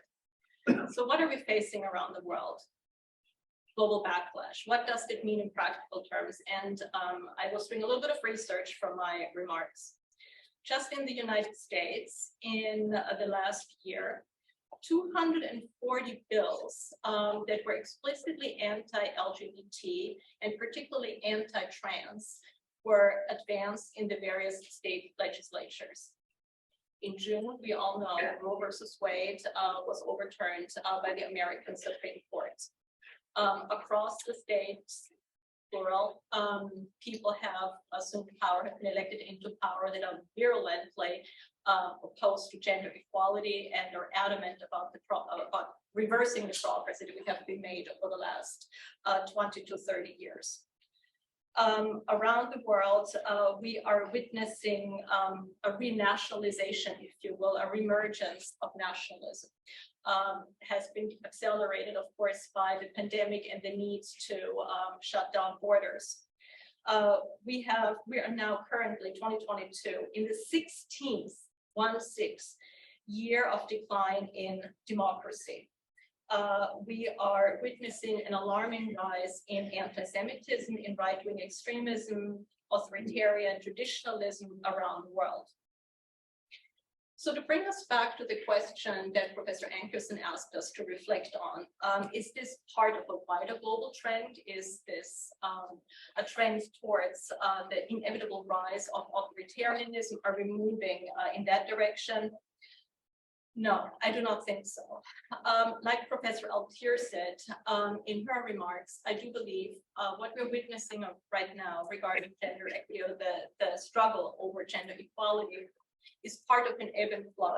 We're witnessing progress as well as backlashes. And I would like us, in order to marshal our resources that we have as individuals and collectively much more effectively, I would ask or suggest or invite all of us to introduce nuance in this conversation. Because what we're witnessing is particularly a backlash against reproductive rights, secondarily against LGBT rights, in particular against trans rights. And thirdly, regional foci, if you will, of this backlash as well of progress. So for instance, the European Union, or the countries of the European Union, for the most part, with the exception of Poland, Slovakia, Hungary, are witnessing a rise of authoritarian thinking, a decline in democracy, civil rights and liberties, a shrinking of space for civil society, and obviously, as this is the topic of my remarks, a backlash against gender equity. Likewise, in South America, we're witnessing both progress as well as a backlash against gender equity and LGBT rights. So I think we have to think really more nuancedly when we talk about how we can address this backlash most effectively. What we have also seen, and this is where my optimism comes in, is the incredible power of civil society and the willingness of women to step up and to step in against theocratic terror regimes, such as in Afghanistan and what we're witnessing right now in Iran. So we're witnessing, I think, one of the best and most powerful examples of the mobilization of women to defend their rights in countries where this kind of activism mobilization comes at incredibly high social and physical costs. What I also think is what we're seeing is the comparative unwillingness. I'm going to say comparative unwillingness because this, again, it requires a little bit more nuance of international and regional organizations to defend the progress that we have seen, such as the European Union is a complete weasel, and I'm Austrian, I have an Austrian passport. It's a complete weasel when it comes to Viktor Orban's policies and when it comes to Poland's policies against reproductive rights, for instance. The United Nations hasn't exactly been at the forefront of defending women's rights either. So I think what we're seeing is the need for greater civil society engagement as well as transnational solidarity between and among women, between and among organizations, between and among civil society groups. And this is where each and every one of us can make a difference. You know, we talk about hashtag activism, you know, that in and of itself, you know, one tweet may or may not make a difference, but it certainly, you know, can help. And I know I have to come to my final thoughts now.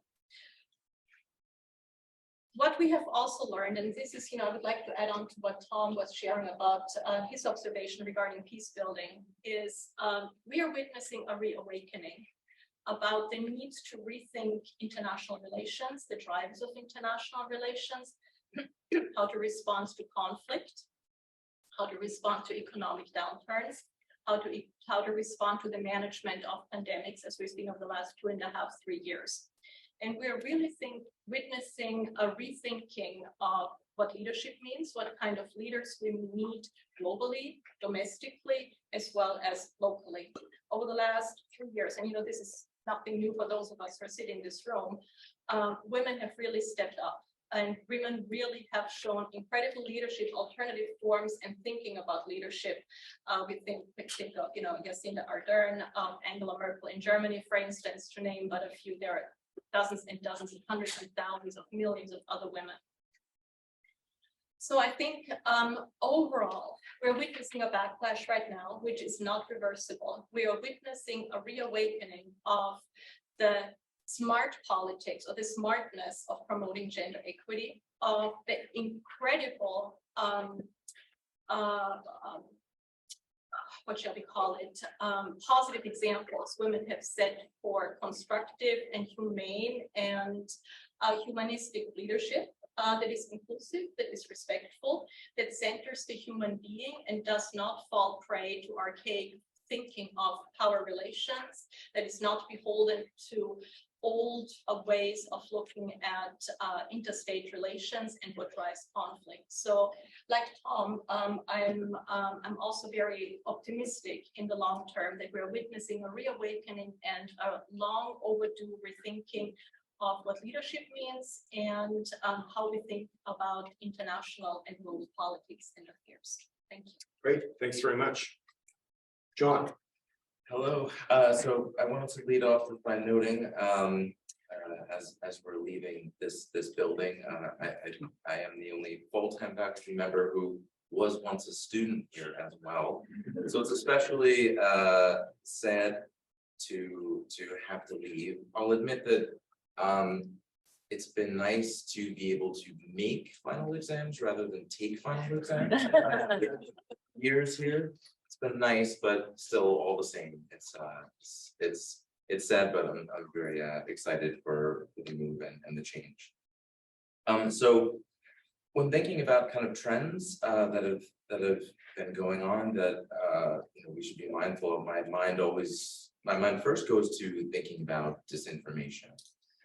And I mentioned this in our book chapter of the future of global affairs. This is what my absolutely, yes, if you mention my name, you'll get a discount. And so that chapter is focusing on sort of tools that you can use to not be sort of tricked by nonsense. And especially thinking about disinformation, I mean, I mostly study US politics, the US political environment. And so I'm especially interested in how that can fuel political violence is particularly concerning. And so, thinking about, for example, the January 6th insurrection in the United States, very, very worrisome. Why does it happen? It happens because, ostensibly because many people believe an election was stolen. And if you put yourself in the mindset of truly believing that an election is stolen, then very much in the US spirit of like Thomas Jefferson, like, yeah, you should revolt then. If the election is truly stolen, then it makes sense that you would actually revolt and not accept the results. So it's kind of worrisome, right? The idea of disinformation can have these real consequences. And I would really strongly urge you to remember that this is not like a problem that only exists on the right or on the left. It's an issue that works across the political spectrum. We seem to forget sometimes that extraordinary claims like that an election was stolen should require extraordinary evidence. The evidence should be overwhelming. And instead, we see people operating on kind of the flimsiest hearsay that they come across, right? So that's dangerous. And I think, again, I focus on the US.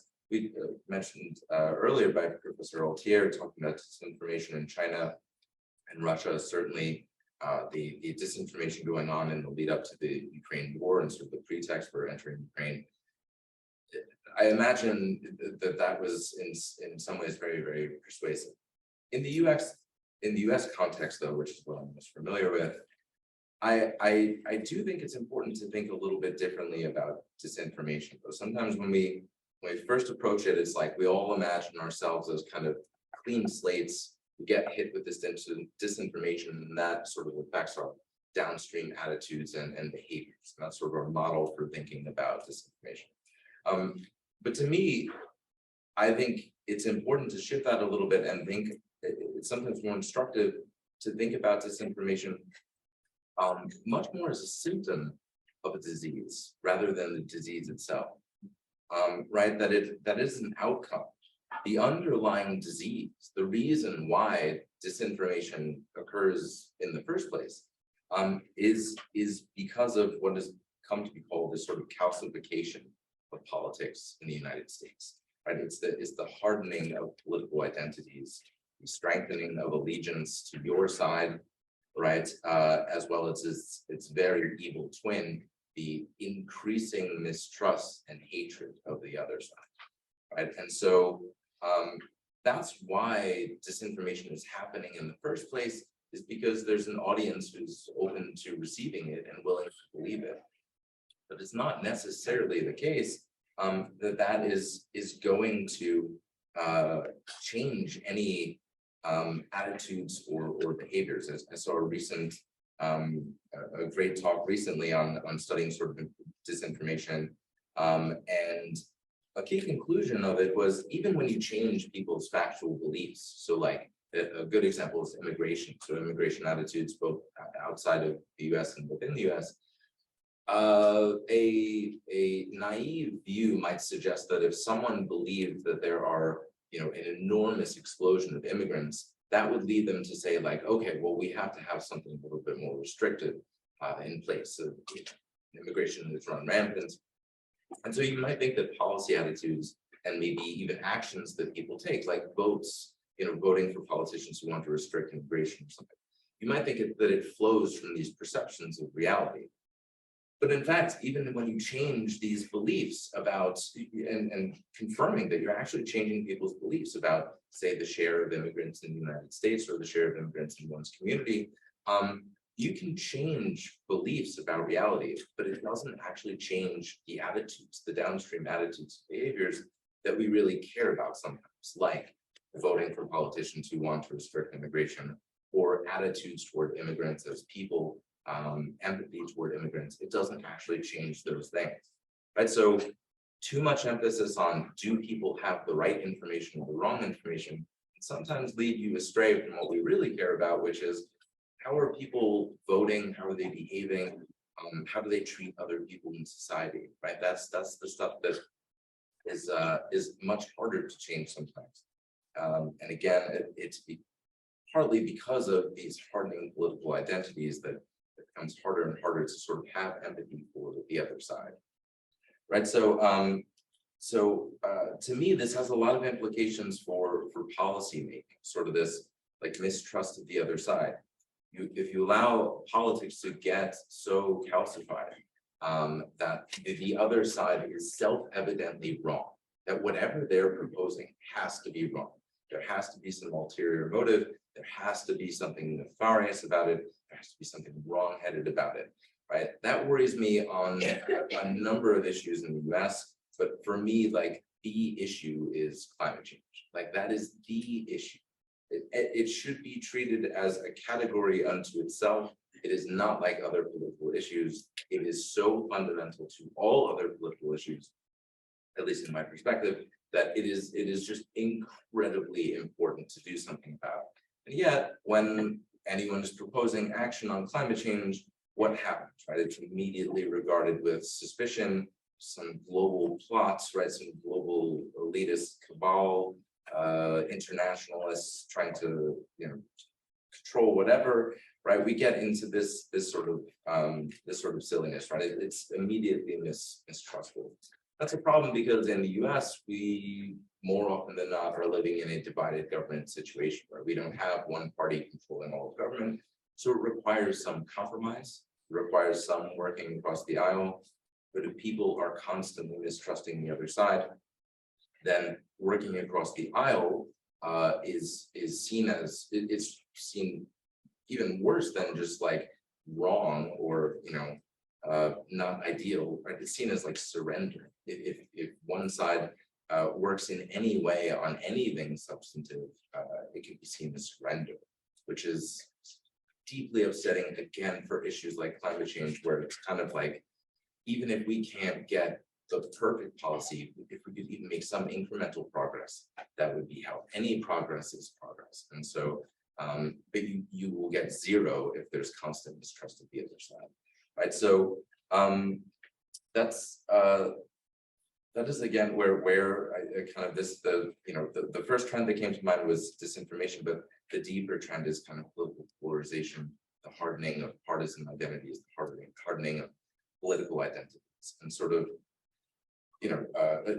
just a quick thing, like I remember being in grade school and learning about the Holocaust and events like this, and I always remember thinking like, how is that even possible? How could people believe like this type of stuff? These stereotypes, it's unimaginable.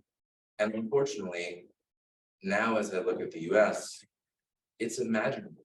It's imaginable that something like that could happen here. The idea of civil war is all of a sudden in our conversation, which is just mind-boggling. Events like the attack on Nancy Pelosi's husband and the reaction to it, it's like, what reality are we living in now that this is so crazy? So again, it's not a left-right issue. I'd encourage you all, right, just even think to yourself, like, think in your own, you don't have to answer this, but is there any condition under which you would vote for the other party? Is there any condition under which you vote for the other party that you normally vote for? If you're like most Americans, the answer is no, a resounding, a very quick, absolutely not. And in that sort of environment, you can end up seeing a lot of disinformation and a lot of dehumanization of the other side, which a lot of research has found to be kind of like the beginning of the end. When the other side is not just wrong, they're actually subhuman. They're actually so detestable and awful people that you don't actually need to even regard them as human. And once that starts to become the norm, there's really no way that ends happily. Right, so I just encourage you on the individual level, and hopefully we see more at the national and international level, but promoting understanding of the other side, not attacking the person, not attacking the people, but just criticizing ideas, right? Stay on the ground with policy. Once you start going after people, that can lead us to a very bad place that I hope we don't get to in the US. Thank you, John. Yes, thank you, thank you. So I'm gonna look at it from a perspective of developing countries in the international humanitarian system. And kind of starting with the question, is 2020 kind of an end of an era? And I would say no, from the perspective of that Ukraine and the Ukraine crisis have not created such a shock within the international community that it will change institutions radically. I think there was a worry in the beginning of the conflict that there would be a significant food crisis across the world. You might remember that Ukraine and Russia delivers more than 40% of wheat to Africa. And if it couldn't get out because of the war, what would happen to food prices across the African continent? And so there were also some major protests across the world around food crisis and food prices. And sorry. Eventually, of course, the Secretary General stepped in, put a kind of his reputation at stake, or at least it was out there in the media that he was involved in negotiating the deal between Russia and Ukraine, helped by Turkey, and eventually there was a deal brokered, and of course now the grain coming out. So we kind of averted that crisis, but it might have escalated, and that we might have seen some kind of impact that would have kind of systemic. On the humanitarian side, we know that about 16 million people, Ukrainians, are in need of help. They're either refugees, so they're traveled outside of Ukraine, or they're internally displaced. But again, here the system has stepped up. The United States provided more than $10 billion in humanitarian aid. If you compare, so the UN has a kind of a budget for all their emergency response across the world, and usually they are significantly underfunded. For example, the budget for Afghanistan is only funded by 45%. The same for the DRC. For Ukraine, it's 73%. So almost kind of double the percentage. And so I think, again, in order to kind of to stem the crisis and kind of react to it, that there has been some kind of stabilizing. So the humanitarian situation is under control. We also have the food under control. So at this point, I don't see kind of a massive change in it. So not something that will kind of enter into a new era. And so kind of going back to, are we kind of in a new era? We say no. I would also say that for development, kind of we have already entered the post-Cold War era. It happened with the 9/11. It changes the kind of the rethinking of U.S. positions towards developing country. There was this notion right after 9/11 that we were no longer kind of threatened by other major powers. We were simply so confident of our own military strength that no one would take us on. The threats came from collapsed states, weak states, came from Somalia, Chad, and so on. And so there was a complete rethinking of our strategy towards these countries. You can also say the Arab Spring was a much more important event in terms of the humanitarian system. We had the crisis of course, in Syria, Yemen, the war in Libya that eventually ousted Gaddafi. But I think those two events are much more consequential than what we're seeing now. And so, of course, also the question of if we are going back to something, what are we going back to? Or if we are changing an era, what will we go into? And of course, here, I think that the notion that we are going back to kind of a Cold War situation is, from the perspective of developing countries, is simply not possible. If you kind of think about what happened 30 years ago when the Soviet Union crumbled, an empire came apart, and of course, some of the argued that what Putin is doing is trying to reassemble, kind of create the empire again. At least that was the discourse that was out there in the beginning of the war. That the Cold War was kind of kind of the structure of the international system was that you had a first world of democratic states, capitalist systems revolving around NATO. Then you had a second world where you had communism as the overarching ideology. You had central planned economies, and then you had the Warsaw Pact.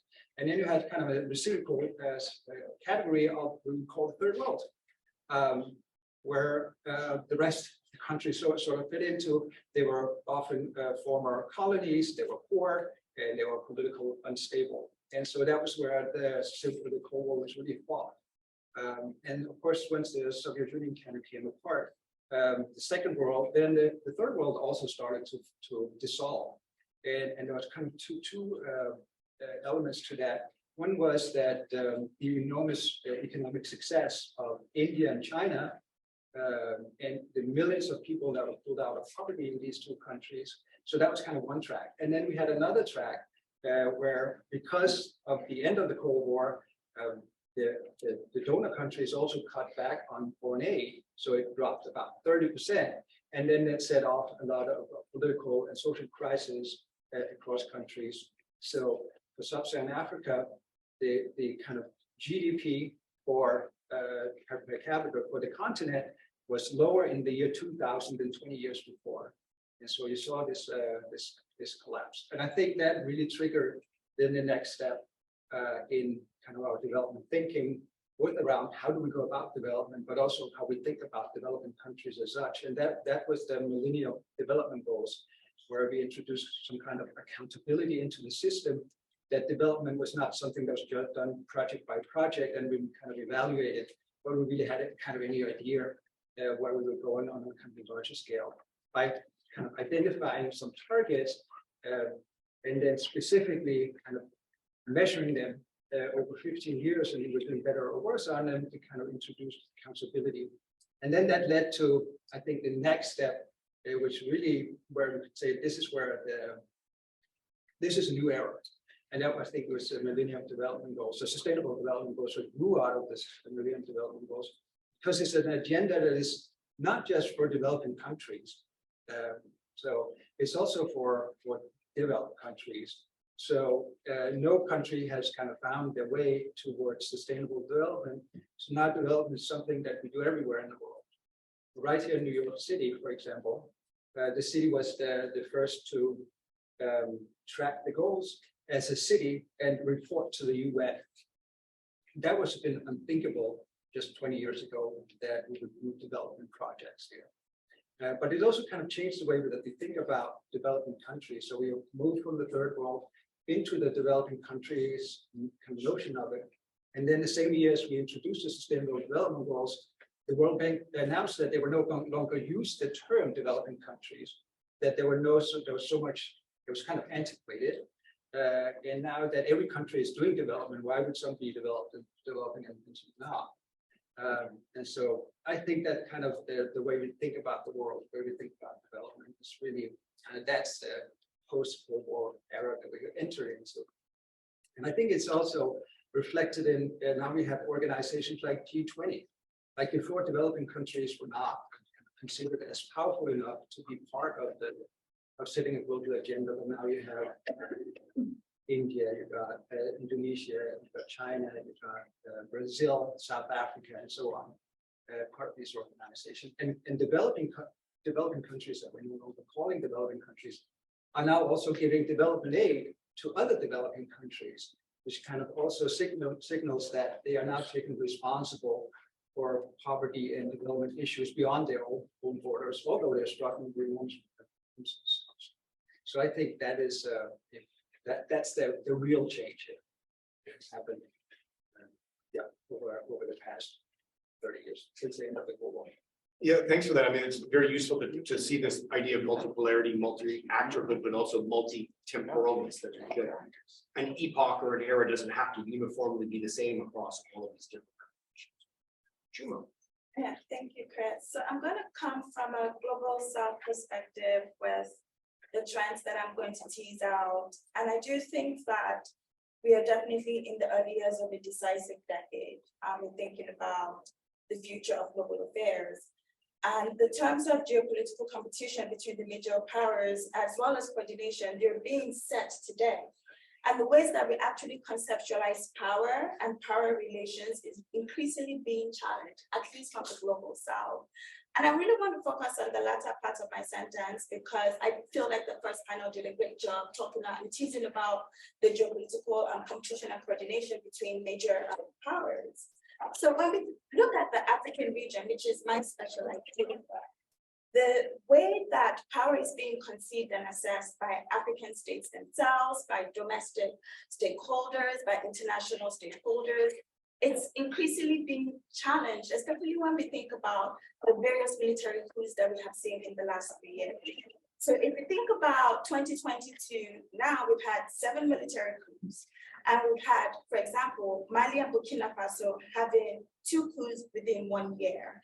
And then when you compare this to, for example, the early 2000s or 2010s, where we saw this increasing democratization of the African region, the increasing liberalization of the African region, we're starting to wonder as African specialists ourselves, is this the new normal?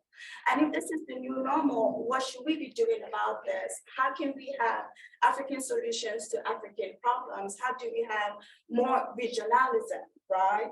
So we also have, especially with COVID and with all the restrictions, we've seen an increasing authoritarianism in the region, as well as the militarization of African political spaces.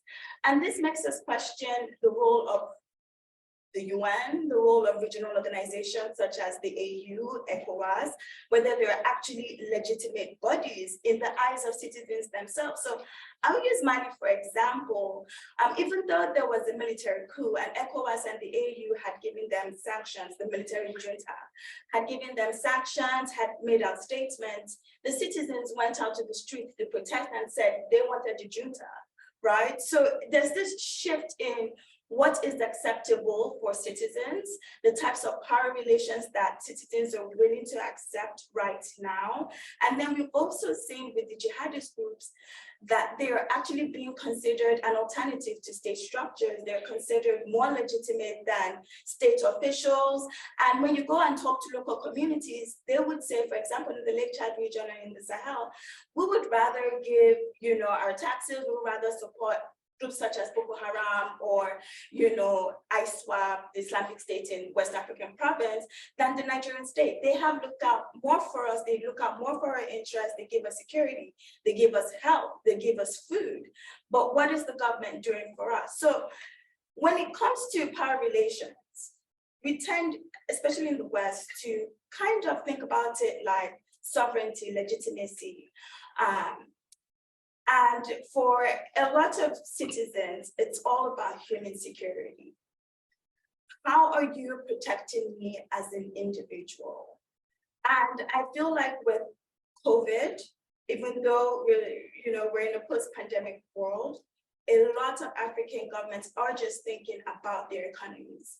How are we going to survive in a post-COVID world? And they aren't necessarily thinking about the human security aspect. Prior to COVID, there was a push for human security, but right now, everybody is just looking out for themselves. And I teach in my transnational security class, and I say, the pandemic was supposed to show us how we can actually use human security as a framework.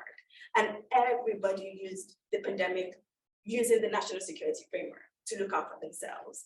So from the West, how can you propose that, we democratize, we promote human security, when we don't necessarily see the West imbibing such values? So that's why I said, 2022 is this cusp of being decisive, especially for the global South. We're trying to now define for ourselves how to move forward, how it's going to play out with the types of regional powers with cooperating with your neighbors, because we have seen for example, with the terrorist groups and the jihadist groups, that they are transnational in nature. They don't respect borders.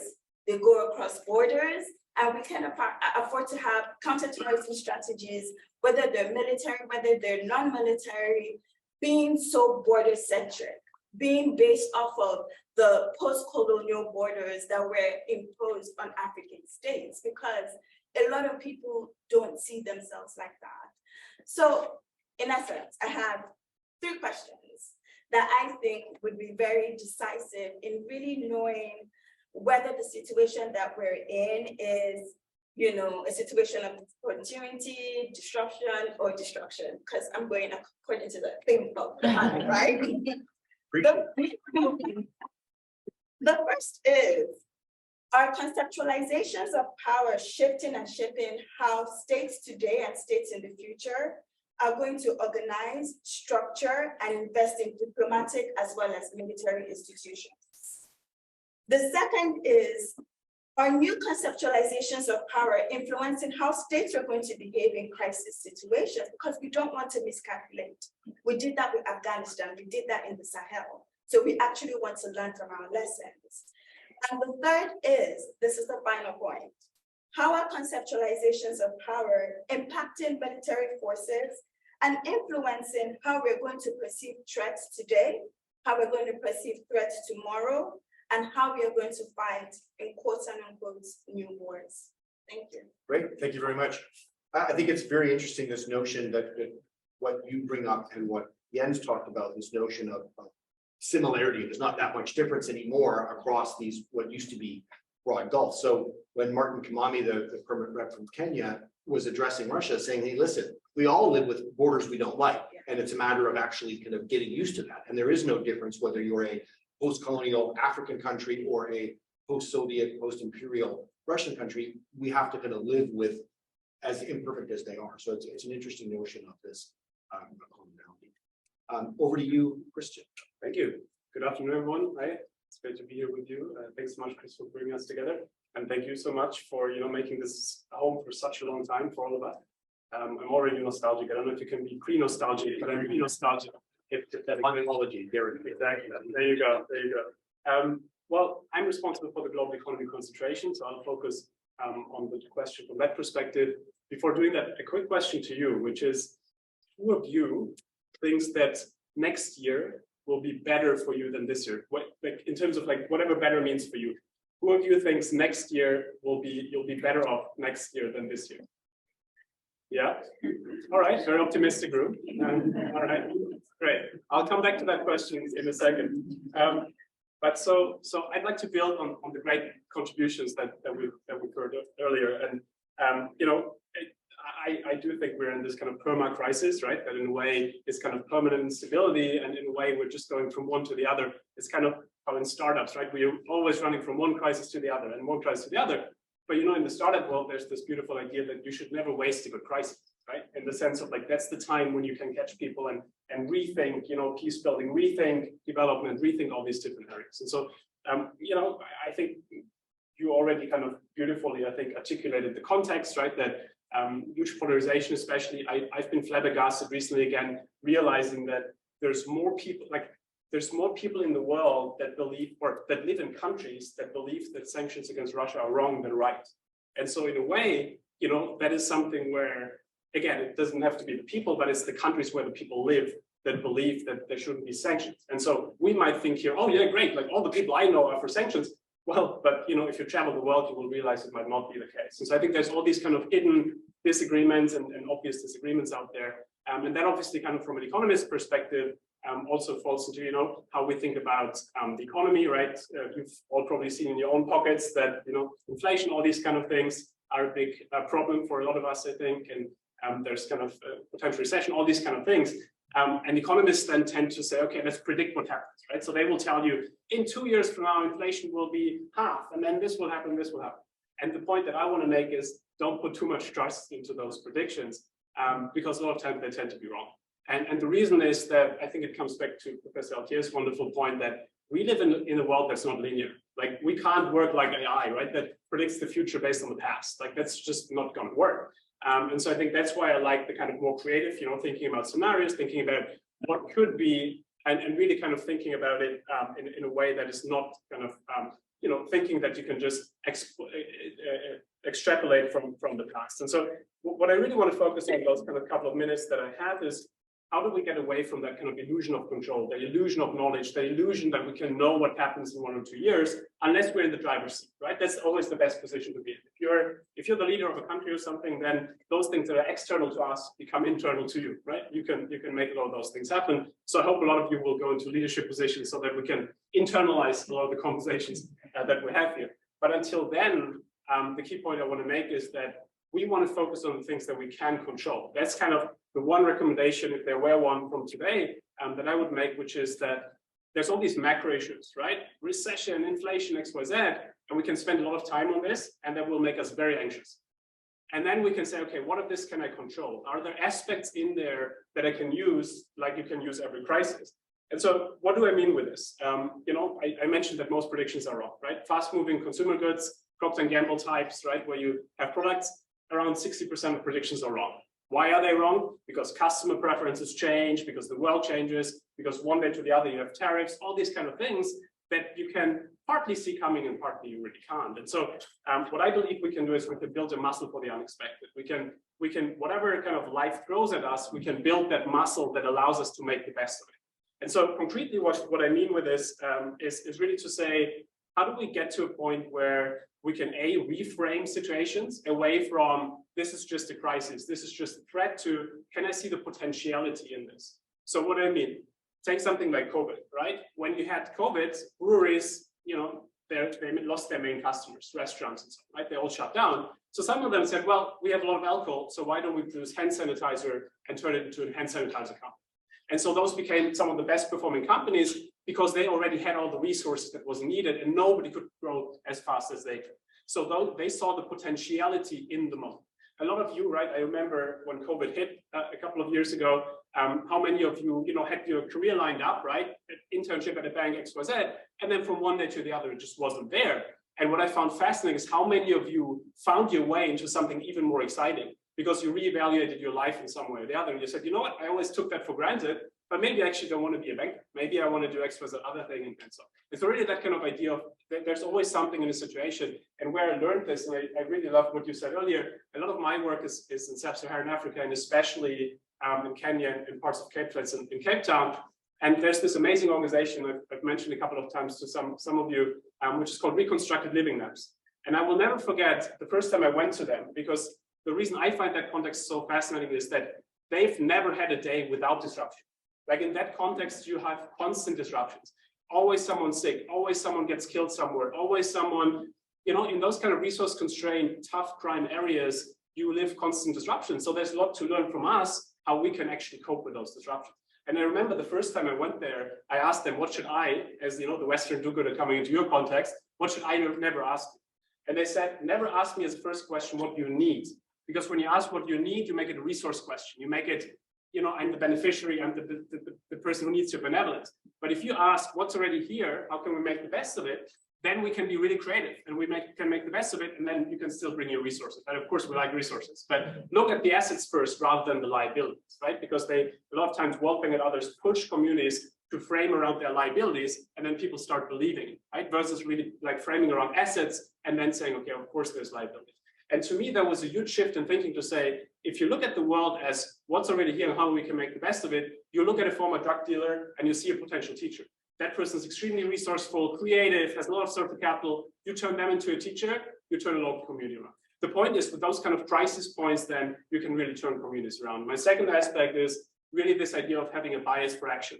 I think a lot of anxiety that we all feel comes from inaction, right? It comes from, there's so many moving pieces in the world that we can't control. There's so many things that people always talk about, but then what can I really within those focus on that I can control? Sometimes that might be the objective reality, right? I can objectively move something in the world. I can join an organization and help people, but I can also reframe my subjective reality.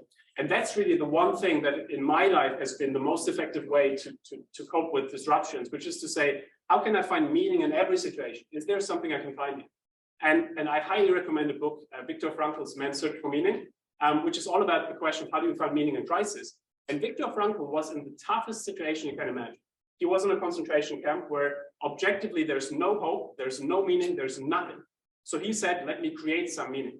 So what he did was he was saying, every day I will still speak with another prisoner to make them feel better about themselves. And by doing this, I have a reason now to wake up tomorrow morning. I have a reason because I still have to talk to so many people. And I've seen them with some of my students during COVID, where they really didn't want to get out of bed at the beginning. Like it was really kind of heavy. And so we made a deal and said, look, is there an elderly person around you who can't go to the supermarket? Like bring them food every day, like create a purpose for why you're getting up in the morning. And when you do this, then you feel valuable again. You feel there's something you can do, even in a situation that feels so unmanageable.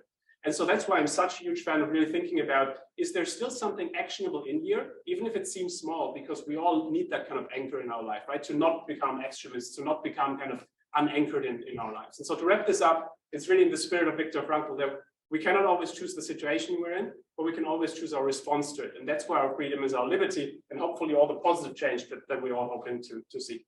Thank you. Great, thanks very much. I just lost a bet, but that's.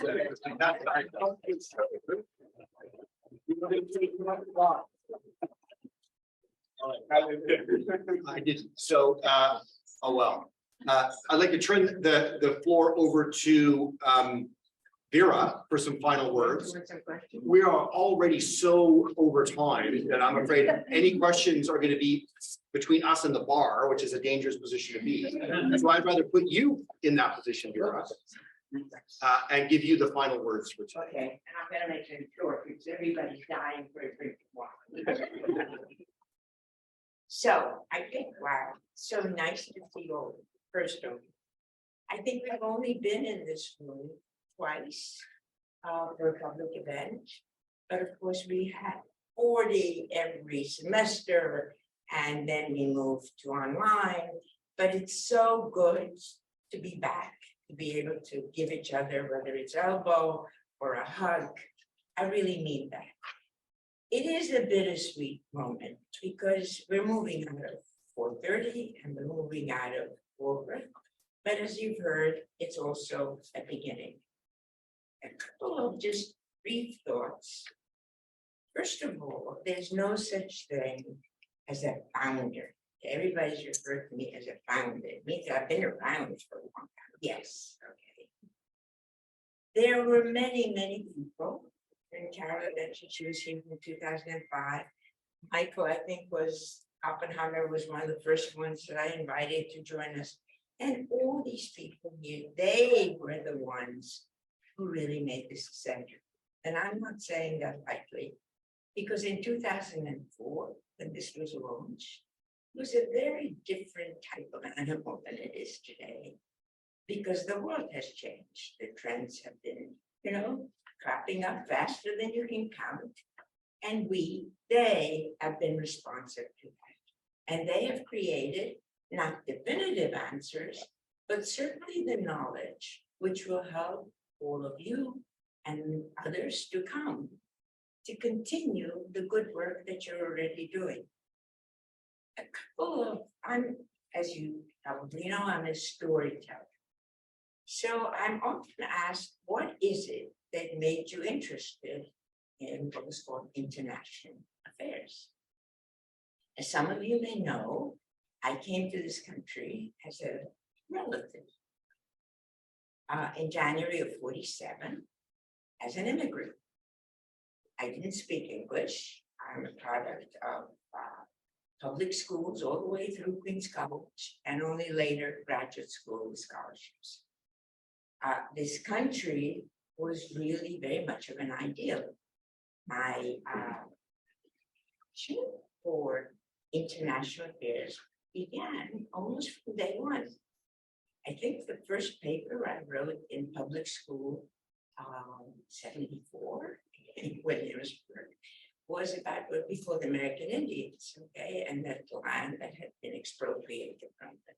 And the second one, a little later, was about UNESCO. Okay? These were my ideals, the things in my life. And then from then, went to international relations clubs and model UNs and all the rest of it. Okay? So that was my passion. It still is today. And I think the people here and the people in the panel that preceded it inculcate that in you. That doesn't mean that you have to be an optimist all the way, that you don't see the weaknesses, that you don't understand, the challenges, because you are the ones who are going to carry on the torch.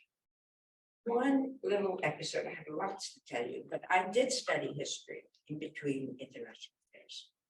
And I do think history is terrible, not necessarily because it repeats itself, but because you have lessons from history that you can learn. And I'm going to sort of end, we'll probably shut me up right away, with a 1962. Figure out how old I am. The rankings will show you that anyway. In 1962, I was in the Soviet Union in October. Anybody remember what happened in October of 62? You know, that's ancient history, right? There was something called the Cuban Missile Crisis. I left the United States. I was working. I will not tell you which agency, but I was working. And at that time, there was no missile crisis there. It was, I think, the October 18th, and we stopped in Europe and then went on. So 4 of us are in a playground, and all of a sudden, mics begin to blare about American imperialism, and I knew enough from Slovak to understand some of it, okay, that there was something terrible happening. There were no newspapers, there was no New York Times, there was no Tribune. So the 4 of us, there were 3 guys and me, went over to the American embassy, and that was the only place where we found the news, okay. I left a spouse in New York. He was being bombarded with requests that he bring Vera back, and he said, I never tell Vera anything, and I never bring her back. Anyway, that was the moment when 2 ships, nuclear powers, right, were approaching each other. Some of my colleagues here will remember. And things were so tense. In the Soviet Union, misinformation, lies, when we would speak, and we went all the way to Siberia, okay? People had only one side of the story. Then all of a sudden, everything died down. And the reason was that those 2 ships went back to their bases, nothing, and there was a secret agreement made, okay? Nobody ever talked about it because we, the United States, pulled back our missiles from Turkey, okay? And they decided to, the Soviets pulled back the missiles from Cuba. This is the past. This is history. We will have challenges from that order. I have a friend who stopped doing dishes because she thought it was the end of the world. Like to stop doing dishes. The only thing I want to leave you with, and I do mean that, you have the most amazing team here. Okay, whether you're alums or whether you are students, you've got teams of staff that have been here for many years. Some are more recent. Many of them have been here for more than 10, 11, 12 years. And they continue, I think, because they are invested in this enterprise, okay? They're full-time faculty and there are adjuncts among you out there.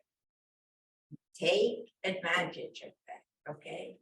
Because they are your best, really your best helpers, your best support in terms of careers, in terms of setting examples, and in terms of solving problems, as you heard today, okay? So the other thing I'd like to do is to call your attention. How many alums are in this room? Not bad, right? That says something for CGA. They always come back.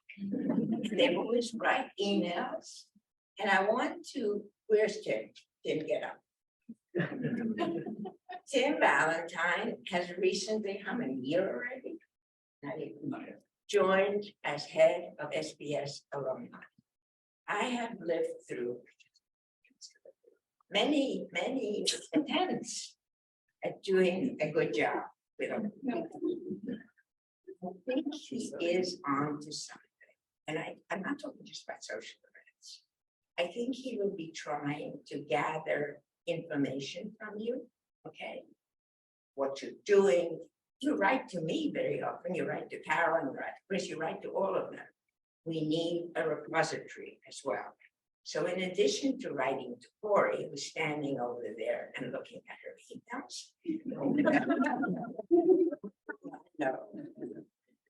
You also have Tim in his office. Keep in mind that you are the mentors, okay? The current students who will be soon alumni and the alumni. So keep this show going. You want to tell them anything? Well, absolutely. Hi, everyone. And I want you to raise your hand again if you're an alum and hold it up really high. Current students. And now pull your hands down and then raise your hand if you're a current student. All right, so it is like half and half in the room, which is so exciting for an event. So thank you for coming back today. And I have two challenges to the alums. Number one, go out and tell somebody that you came. Tell your friends, tell other people, tell them something you learned from the two panels today. Call or text someone you graduated with from the program to say, hey, did you know about this? Because maybe you might have accidentally opted out of alumni emails, or your friends might have accidentally opted out of NYU emails from hearing from us. And so we want to get you back in and opted in. So number one, tell somebody, try and get them roped back in. And number two, make sure you update your contact information and stay in touch. If you didn't get an email, if you're an alum and didn't get an email yesterday from us, that means something happened. So come and see, talk to your eye, and get back in touch. Thank you so much. All right. I can't confirm you on. We will see you in the new year. Many of you wanted to be part of the campus. Now you're going to be part of the campus. So it is a little bittersweet, right? But, you know, we all talked about the future here, and I think this is part of the future. Chris Hankerson, I should say Professor Chris Hankerson, but I always leave out the professors and the doctors. Said to me during the first break, you know, he said, what we've got right here on this stage, we're just as good as all the guest speakers that we have here. And they are, and they're actually better. So please join me in a real round of applause and good luck.